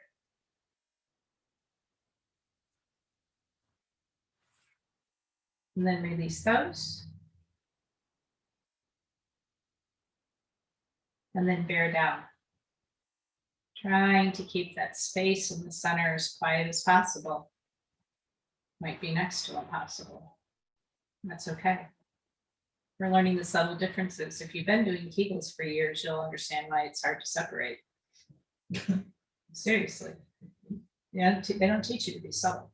You're going far beyond that. Okay. So now we're going to come up to the urethral sphincter and the perineum or the vaginal muscles in that area. Okay.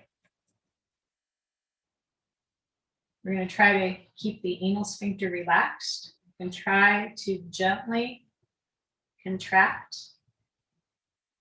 center and that upper part,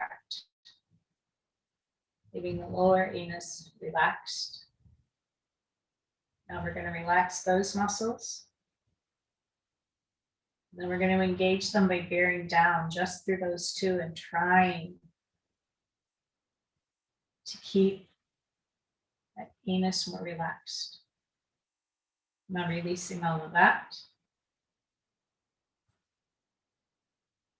We're going to go ahead and try to engage the muscles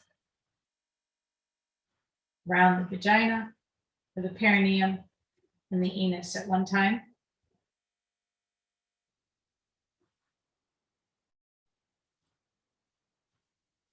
And then relax. And then bear down. And then relax.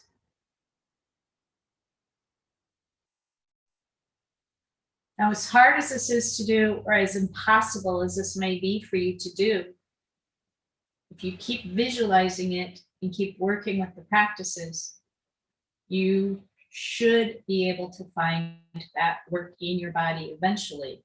Believe it or not, with the tick-tock pelvis and the clock in this, if you take the next workshop and you practice this the whole time in between, there's deeper levels to go to with that work. You might think this is so deep and so hard, it gets deeper, okay? This is the beginning of it.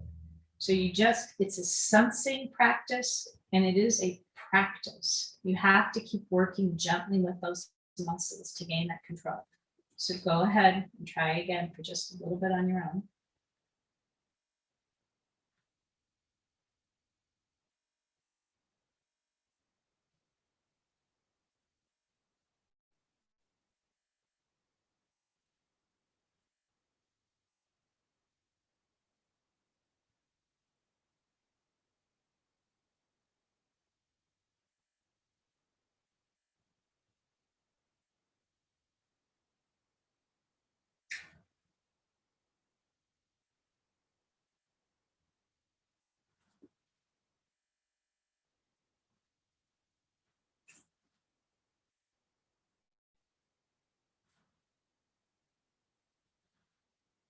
Okay, hug your knees to your chest and roll your back out. Bring your feet back on the floor. I'm going to ask you now for just a moment to do that. I want you to think of the umbrella breath, and I want you to instead place those hands on that lower rib cage.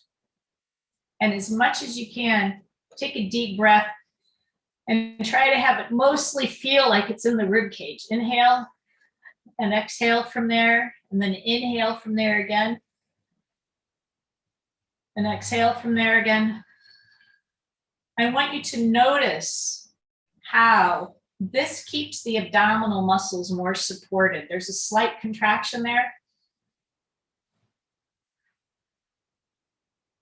I want you to know this because if you have heavy lifting to do, if you can think about it and focus that breath so that you're actually trying to engage wide here in the rib cage as you inhale when you're lifting, you are going to protect your abdomen and also help protect your pelvic floor from unnecessary strain. Okay, just keep that in mind. All right, now back to the Kegels. Let's all Kegel again. Suck it up and let it go. And think about that compared to that subtle work that we were trying to engage in.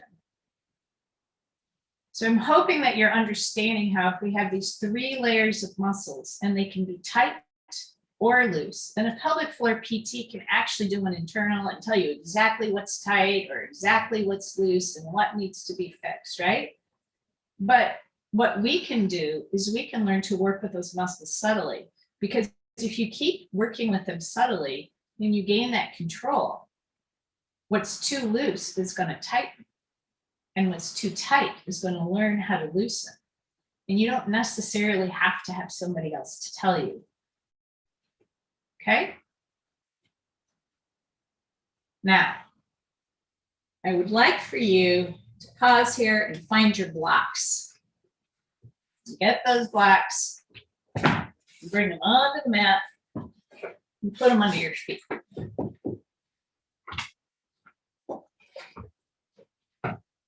It's going to seem high. This is the lightest load. We want to be kind of in that easy resting pose again, right? Now remember those little bony spots on the front of our pelvis. Okay, we want to put our hands down there again. This is called marching abs. Remember how we did those heel glides and we tried to stay neutral on them? I want you to come with your right foot. This is the lightest load. You can eventually do them without the blocks, but this makes it easier to start, believe it or not. So I want you to start. Now you don't want to overcompensate by holding too hard and whatnot, digging your body in, okay?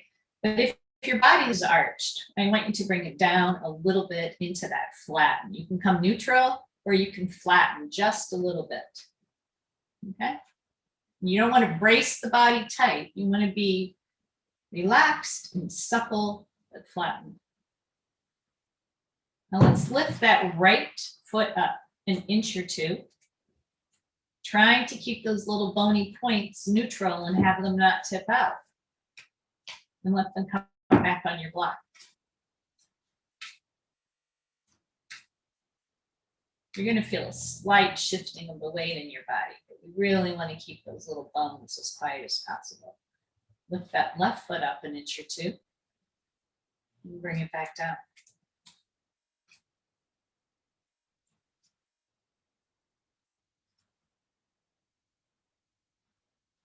Right foot.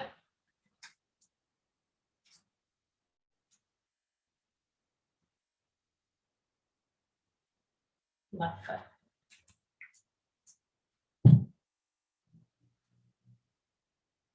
Now, if you're not getting any dips at all, you can go a little bit higher.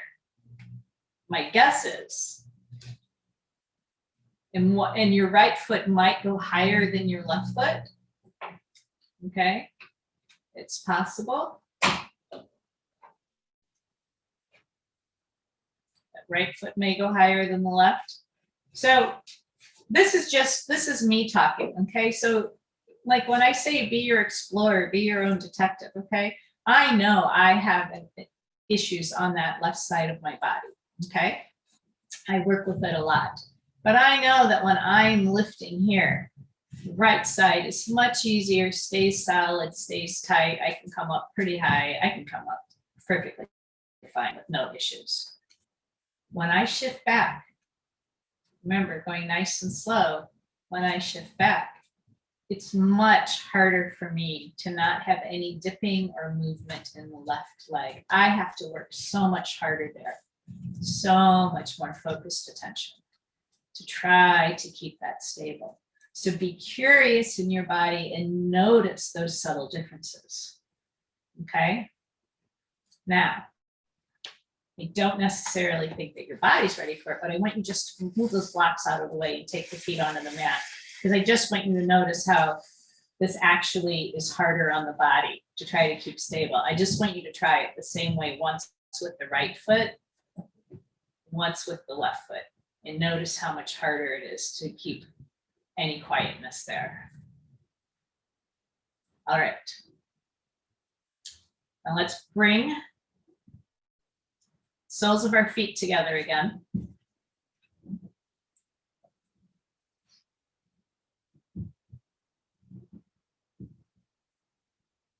And let's go back to that check-in that we did at the beginning and lift that right knee up.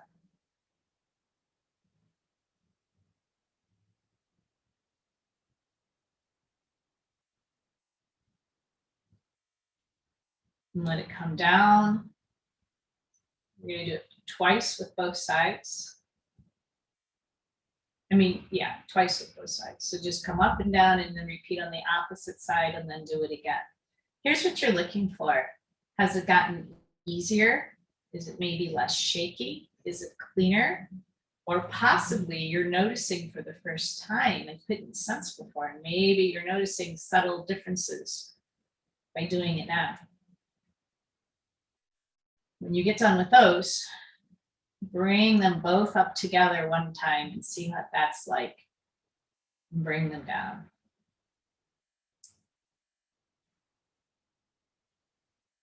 And then I'm going to ask you to bring your legs nice and long.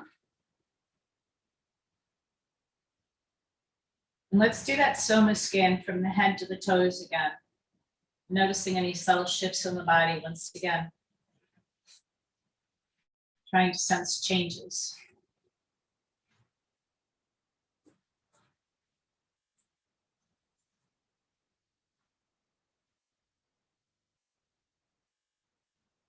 And then we're going to do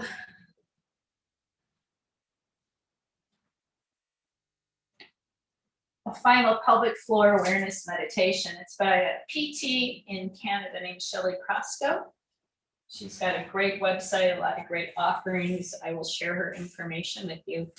This is what I kind of wanted you to practice on the video so you would know what you need. You're going to be in this position for quite a bit. So you need to be really comfortable. So again, this is that reminder. If you practiced at home, you maybe have this big bolster that you're going to lean forward on.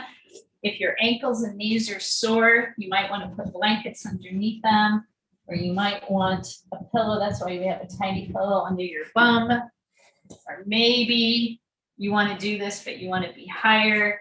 So you want to park yourself like that. If that's too much on your ankles, you might want to roll the mat up underneath or have your legs out a little bit more. However, if that is not at all what you want to do in your body, if you remember, laying on the side and propping the knees, whoops, and maybe using, I can't find my phone now, something under your arms and a pillow underneath your head so that you feel nice and comfortable. So you can put blankets under your head, grab that pillow. And if none of that works for you today, feel free just to lie on your back and prop your knees up, because what we're really going to be doing is focusing on sensing the movement of the pelvis. Okay, so you're going to be in here for 10 or 15 minutes. So if you are not comfortable, don't be in the position. Okay. But you're recommending child's pose as the most accessible. Well, it's the most accessible, but it's not necessarily the most comfortable, right? For a lot of people, because the ankles will get sore. Okay. So that's why I'm saying feel free to lay on the side of your body or on your back. So if you have sore knees or something, like Karen's got it going there. I mean, I'm serious. Like, she's getting comfy because if it's going to be at all, you're going to be like this for 10 minutes. So it's more important to be relaxed and breathing than to be uncomfortable. Okay. I'm serious. Like, I would rather you be on your back and propped or on your side and propped, because you're going to spend most of the rest of the class in this position. So your butt should be in the air. it doesn't, it's not a should. Why don't you just, I'm gonna ask you to do something for me. Lie on your side. I want you to see how that feels, okay? Just maybe, yeah. Do you like that better, Chris? Let me get you a pillow to go underneath between your arms too. Oh, that's good. Yeah, see how that feels. Yeah, got it. And then here, let's put, And if we do go on our back, you go on your back, you can just.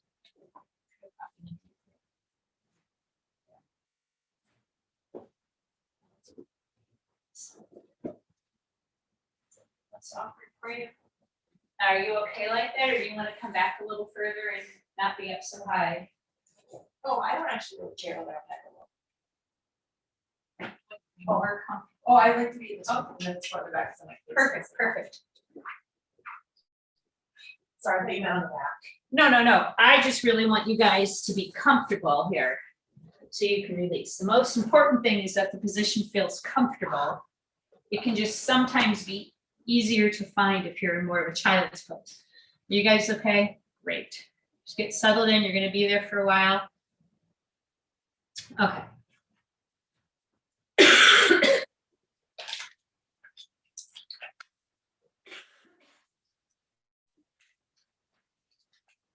Okay, just allow the weight of your body to settle in. You want us to feel extremely comfortable. So make any last minute adjustments, feel fully supported.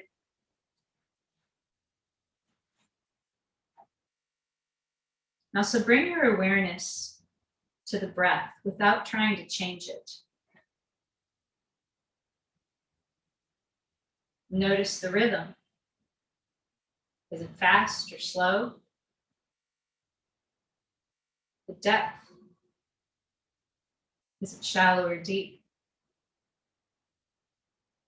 The texture. Is it rigid or smooth?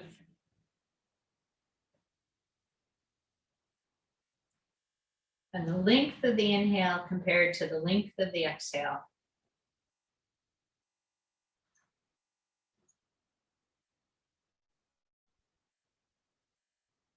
Notice how the breath moves the body.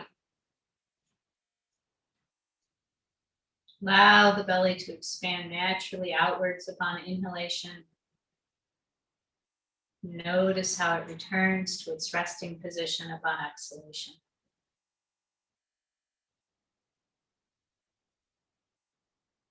Bring your awareness to the pelvic floor. Visualize your pelvic floor and its connections. From the tailbone at the back, expanding to the two sit bones and connecting to the sides of the pelvis and the pubic bone in the front, like the shape of a diamond. Notice how the pelvic floor moves in sync with your breath rhythm.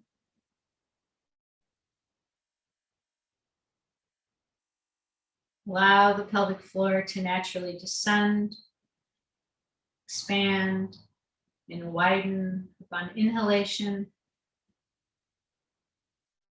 And then visualize the pelvic floor recoiling passively as it gently releases and lifts up a little bit upon exhalation. Allow a natural rhythm and movement to emerge. Don't force or push the pelvic floor down on inhalation. It will do it on its own as you allow it to.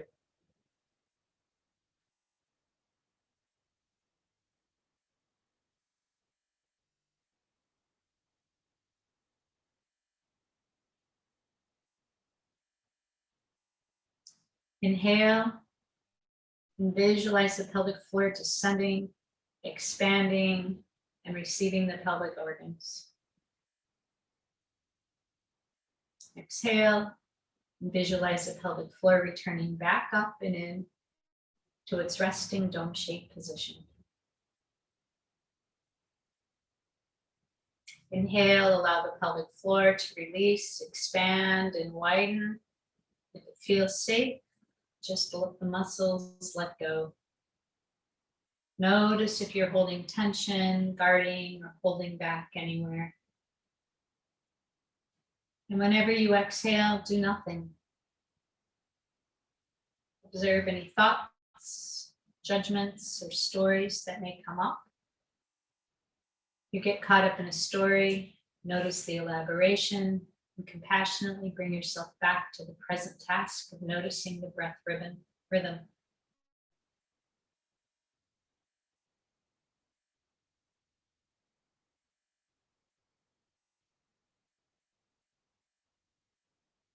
When you inhale, feel the belly and the pelvic floor expand as you visualize both the pelvic and respiratory diaphragms descending. When you exhale, visualize both the diaphragms ascending, lifting up in sync, returning to their dome shape positions.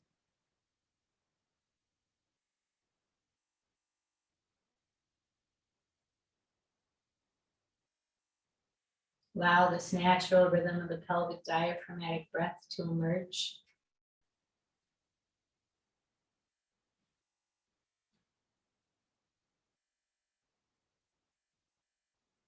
Notice any tension developing in the body.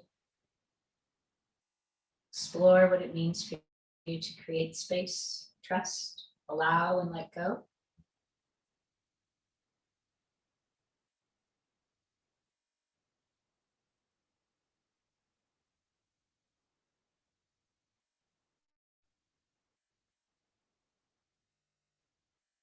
Explore how it feels to repeat the words I'm going to give you silently to yourself, along with the rhythm of the pelvic diaphragmatic breath cycle. Inhale, silently repeat, I am safe. Exhale, silently repeat, it's okay to let go. Inhale, I am safe. Exhale, it's okay to let go.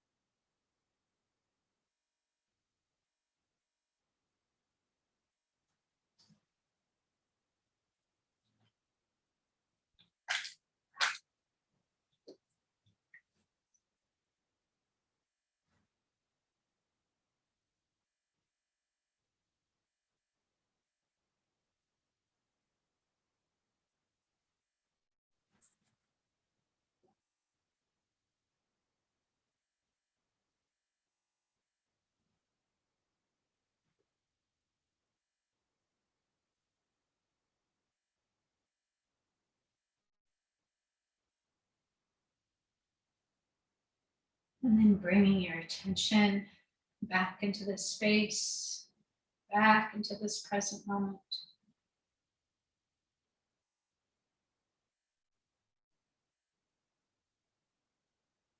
Allow yourself to slowly come out of this position carefully as you can. Come into a seated upright position. Propping your bum up a bit so you can be comfortable and relaxed.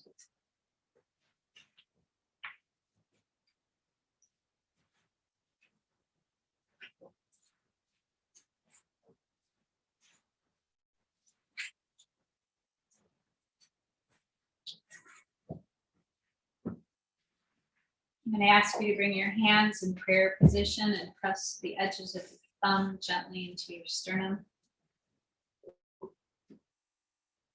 Now let's take a nice, long, deep breath for ourselves.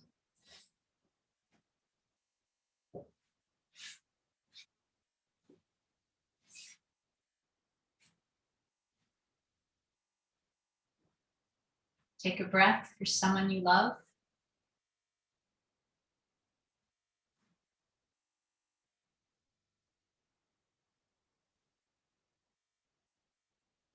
Take a breath of gratitude for this day, this morning, this practice, and for what's yet to come.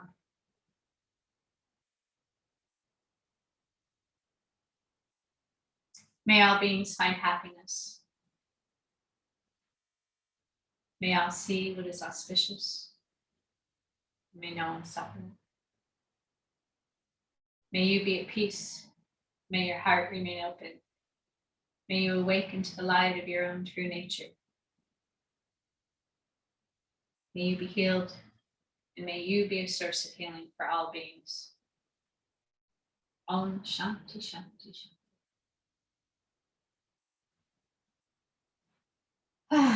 Thank you for being here today. So I just want to let you know that I will send out instructions within a few days. I can't tell you how many days because I need to take a break tomorrow after all this planning. But it'll be really, really detailed, and you'll get a video to watch along till you practice with it. There will also be a list of some traditional yoga poses that can help with this work. There's probably many more, but I'm going to give you a few. And for people of you who take more somatic work, there's going to be listed specific pieces that you could do at home that will help along with it. There's going to be a list of resources. There's also suggested practices. So people get confused as to what to do now, because you obviously don't have a lot of time to do this every day, right? So the one thing that I would say, no matter what, is every single day do the arch and flatten, okay? And then I'm going to give subtle ways to mix it up. You know what I mean? Like maybe the arch and flatten, maybe the gentle upper and lower psoas piece, and maybe the clock pelvis, and then you're done. Or you just like in those little ways, because you can do those pieces in 15 minutes. I also want to point out that the anti-Kegels, doing them now, can't even tell, can you? I'm serious. Stand in the line at the co-op when you see me and go, hi, Marcy, guess what I'm doing, right? But bring this into your daily life, like driving in the car. Driving. That's always Seriously, driving. that driving is when I practice stuff like And that. flossing Oh, in the car. Yeah. Oh. Keep those little pigs in the car, your dentist will walk in. But I'm serious.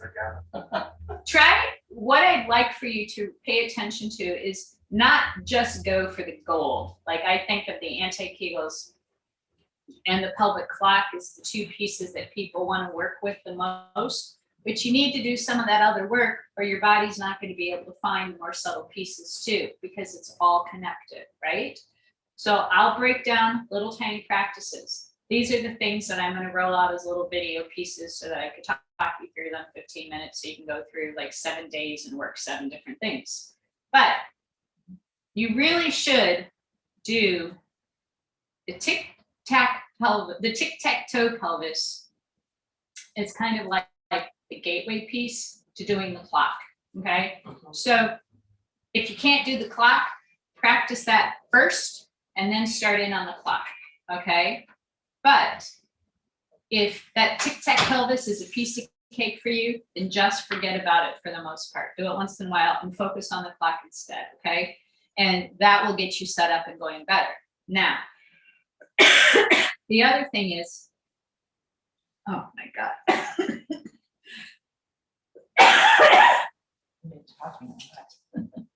That's hard. Yeah, it's especially for me. Oh no, talking a lot is not hard for me to say. Which part? She knows me so well. Oh my God, she's listened to me. Blah, blah, blah. Marcy, slow down. So you seriously can do this work and have it not take any more than about 15 minutes a day, okay? But for really trying to subtly work with those muscles and to get the control of what you're needing, that anti-Kegels and that clock pelvis are going to be important, okay? Now,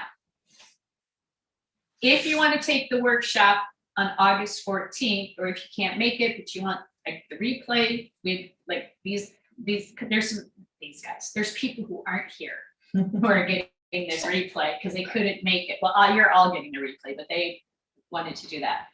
But there's deeper level to go to with the sliding of the legs. There's deeper levels to go to with the clock pelvis and with the anti-kegels and whatnot, which we will do next time. There's so much work that we can do, but that subtler work is going to be a focus, which is why I'm making this one the requirement for the next one. So I've got like 20 or 30 other people who've taken it, so it might be a smaller workshop. But the point is, you can't do that unless you've been practicing this. So practice it. And even if you can't do it perfectly at all by then, a month, you're going to be surprised at how far you're going to come. Okay. And I mean that because there is a person that I had been working, or two women I worked with, who there was nothing going on in the vagina, right? Couldn't find anything. And literally, one of them within 2 weeks came back to me in the private work and was like, I got it. Like, she could not believe she found that work. Okay. You can find the work. You just have to do the homework. It's kind of like you can't do the multiplication tables unless you actually memorize them. It's not gonna wake up and go, oh, I know 12 times 10. Well, maybe, but you got to do that practice. Now, but there's so many subtler layers to get in there and work with that will help you. Now, other ways to go on. You're good to go with working on some small pieces. And I'm not trying to sell my work because that's like the worst part of this. But honest to God, a Soma yoga class, just one of my regular classes, is a way to work with all those muscles on a regular basis to help release them because they're connected. Like, I could have you sit on the mat right now or sit in a chair and do a practice with your feet that would release your neck. Okay. Like, so doing that work with these other pieces helps keep the integrity of the rest of the body. But again, if you really, really want to focus on that, if this is something that you really need help with, I would encourage you to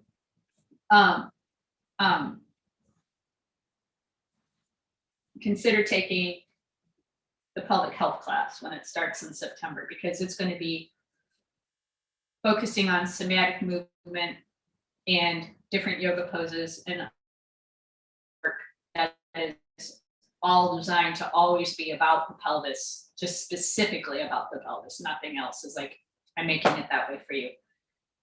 If you're a person who has more extensive issues or wants more work in your body, I would encourage you to take private sessions because they are spectacular. I mean, they just really are. So all of you guys here and you guys on here, you do have a little discount thing in case you want to try a private session. So in person, way better than from the distance, but one of you done it with me from the distance, it's still good. It's just, you don't get any of the hands-on over the video, and except you people at UAA, if you want to see what it's like to have a little bit of the hands-on work, you should talk to Michelle about getting in touch with me when I'm visiting, because just for a few minutes, it would be interesting for you to see how that feels to have that on, that piece, in case you want to learn about it down the road. Okay. Now, we've gone 5 minutes over for the class, but so I want you to know if you guys need to leave, you can get up and go now. But I want to actually leave the video running in case anybody has questions about any of the practice to answer now. So you'll still get the questions because I'm going to leave it run. If you need to leave, you'll get the questions. But I just want to see if there's questions because I covered a whole bunch. Tip of the iceberg, but it's still a lot of information. So yeah. When you talked about anti-Kegel, Mhm.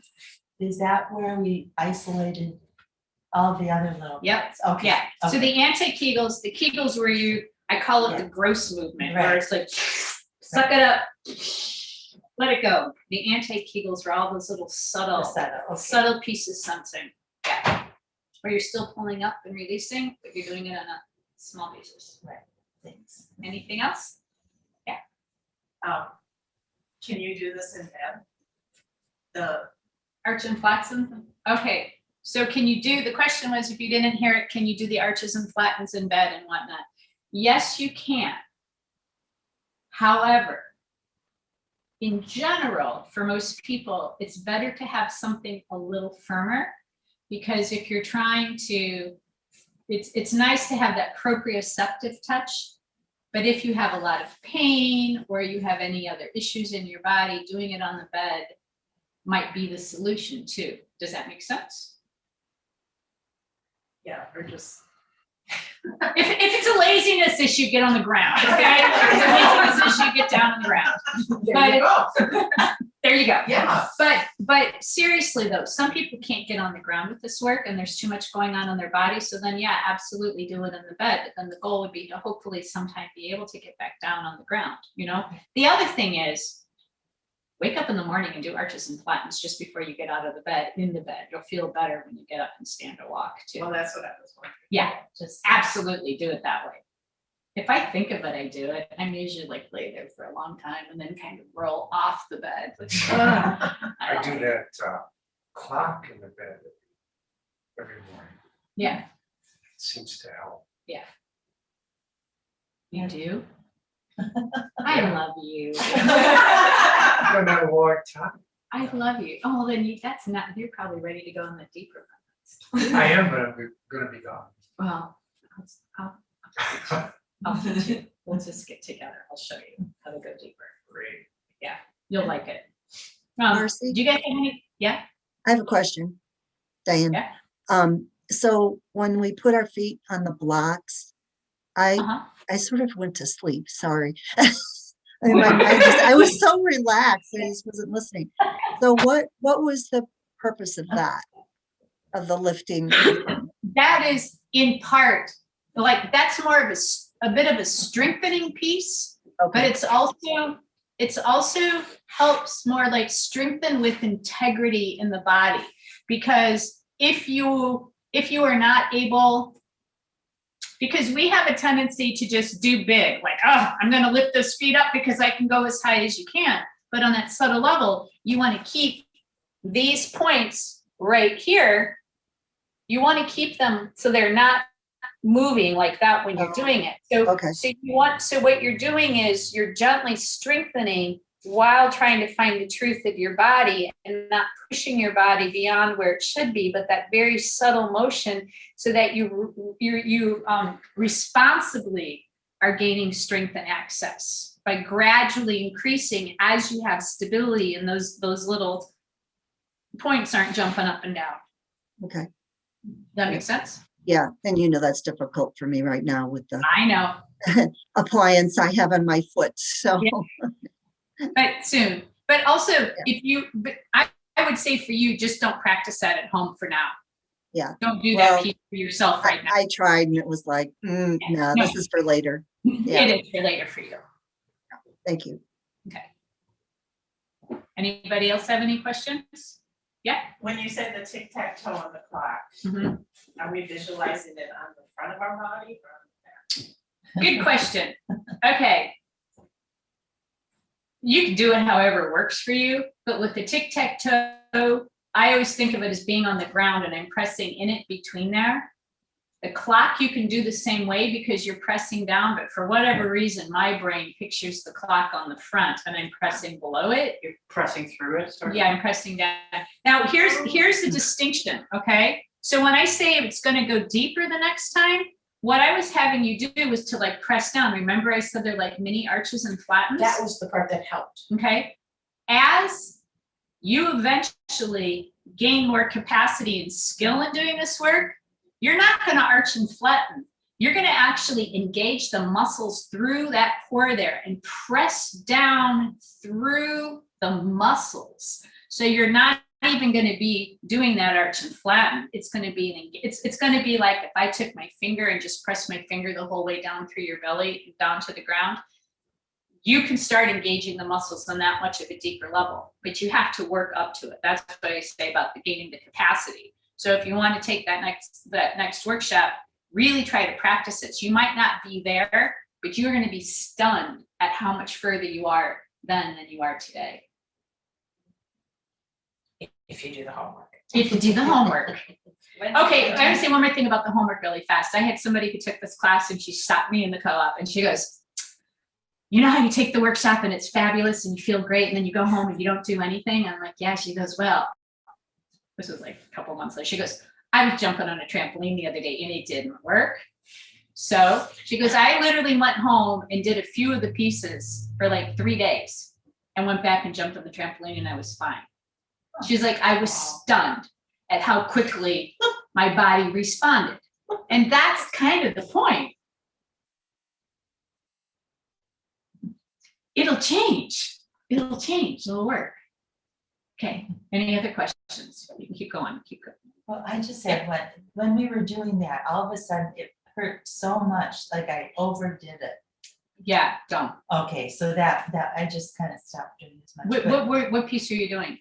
when we started, well, it started a little bit with tic-tac-toe, and then when we were doing the clock, I was doing it, but it was like really hurting. Okay, inside. so what I would say was, okay, I would say that comes back to that whole thing of there should not ever be any pain. Okay, yeah. Don't move into pain. Yeah. But I bet you could have done it if you hadn't worked so hard Maybe without so. there any pain, because it can be so subtle that like if you're all sitting up right now, you can do an arch and flatten sitting up in your spot. Okay. Now do that arch a half an inch and then do the flatten a half an inch. You're still doing Just it. tiny. It's just subtle. Work more and more. One day I want to have the subtle practice. I want to do a practice where you hardly move at all, like everything half an inch or a quarter of an inch, because it's profound, but it's so hard. So that's what I would say. Don't let it hurt. Don't go into the pain. And if no matter what you do, if you press in one spot, there's pain, then you go back to that visualizing. Here's that spot, find it and connect with it in the body so that you feel that little beep, like a little spark of where it is, and then let that spark go. And keep revisiting it that way, because then you will eventually be, and also as you're working on it, you probably have muscles that are really contracted there, or you know what I mean? And so it would have to do with also helping unravel and release some of those other muscles. too. Perhaps you shouldn't, your tic-tac-toe board up too high and you were into parts of your, It was like down by the coccyx. okay. Yeah, I think it was in the right Yeah, the spot. like around the sacrum, the coccyx. Yeah. Yeah, but there might be. I think I have arthritis too there. But yeah, but this is actually then probably really good for that. You know what I mean? To just find the way that, yeah, subtle, small. Any other questions, you guys? I would just say one thing, that after doing classes for a long time, once a week, and then I do it every day for 15 minutes or so, it's amazing what I'm really improved. It allows me to do all sorts of other exercises that I've wanted to do, or I can't do. It's profound for sure. All right, well, no more questions. Thank you for being here. Thank you. I am available while I check my email.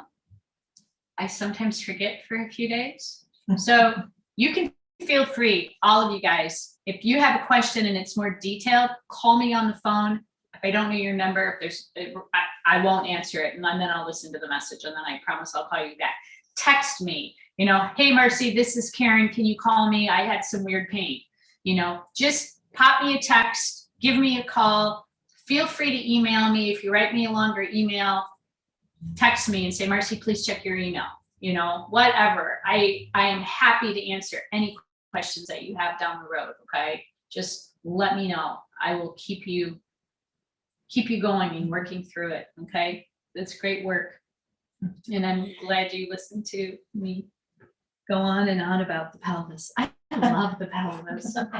I hope you love your pelvis too. You couldn't move through life without it. So.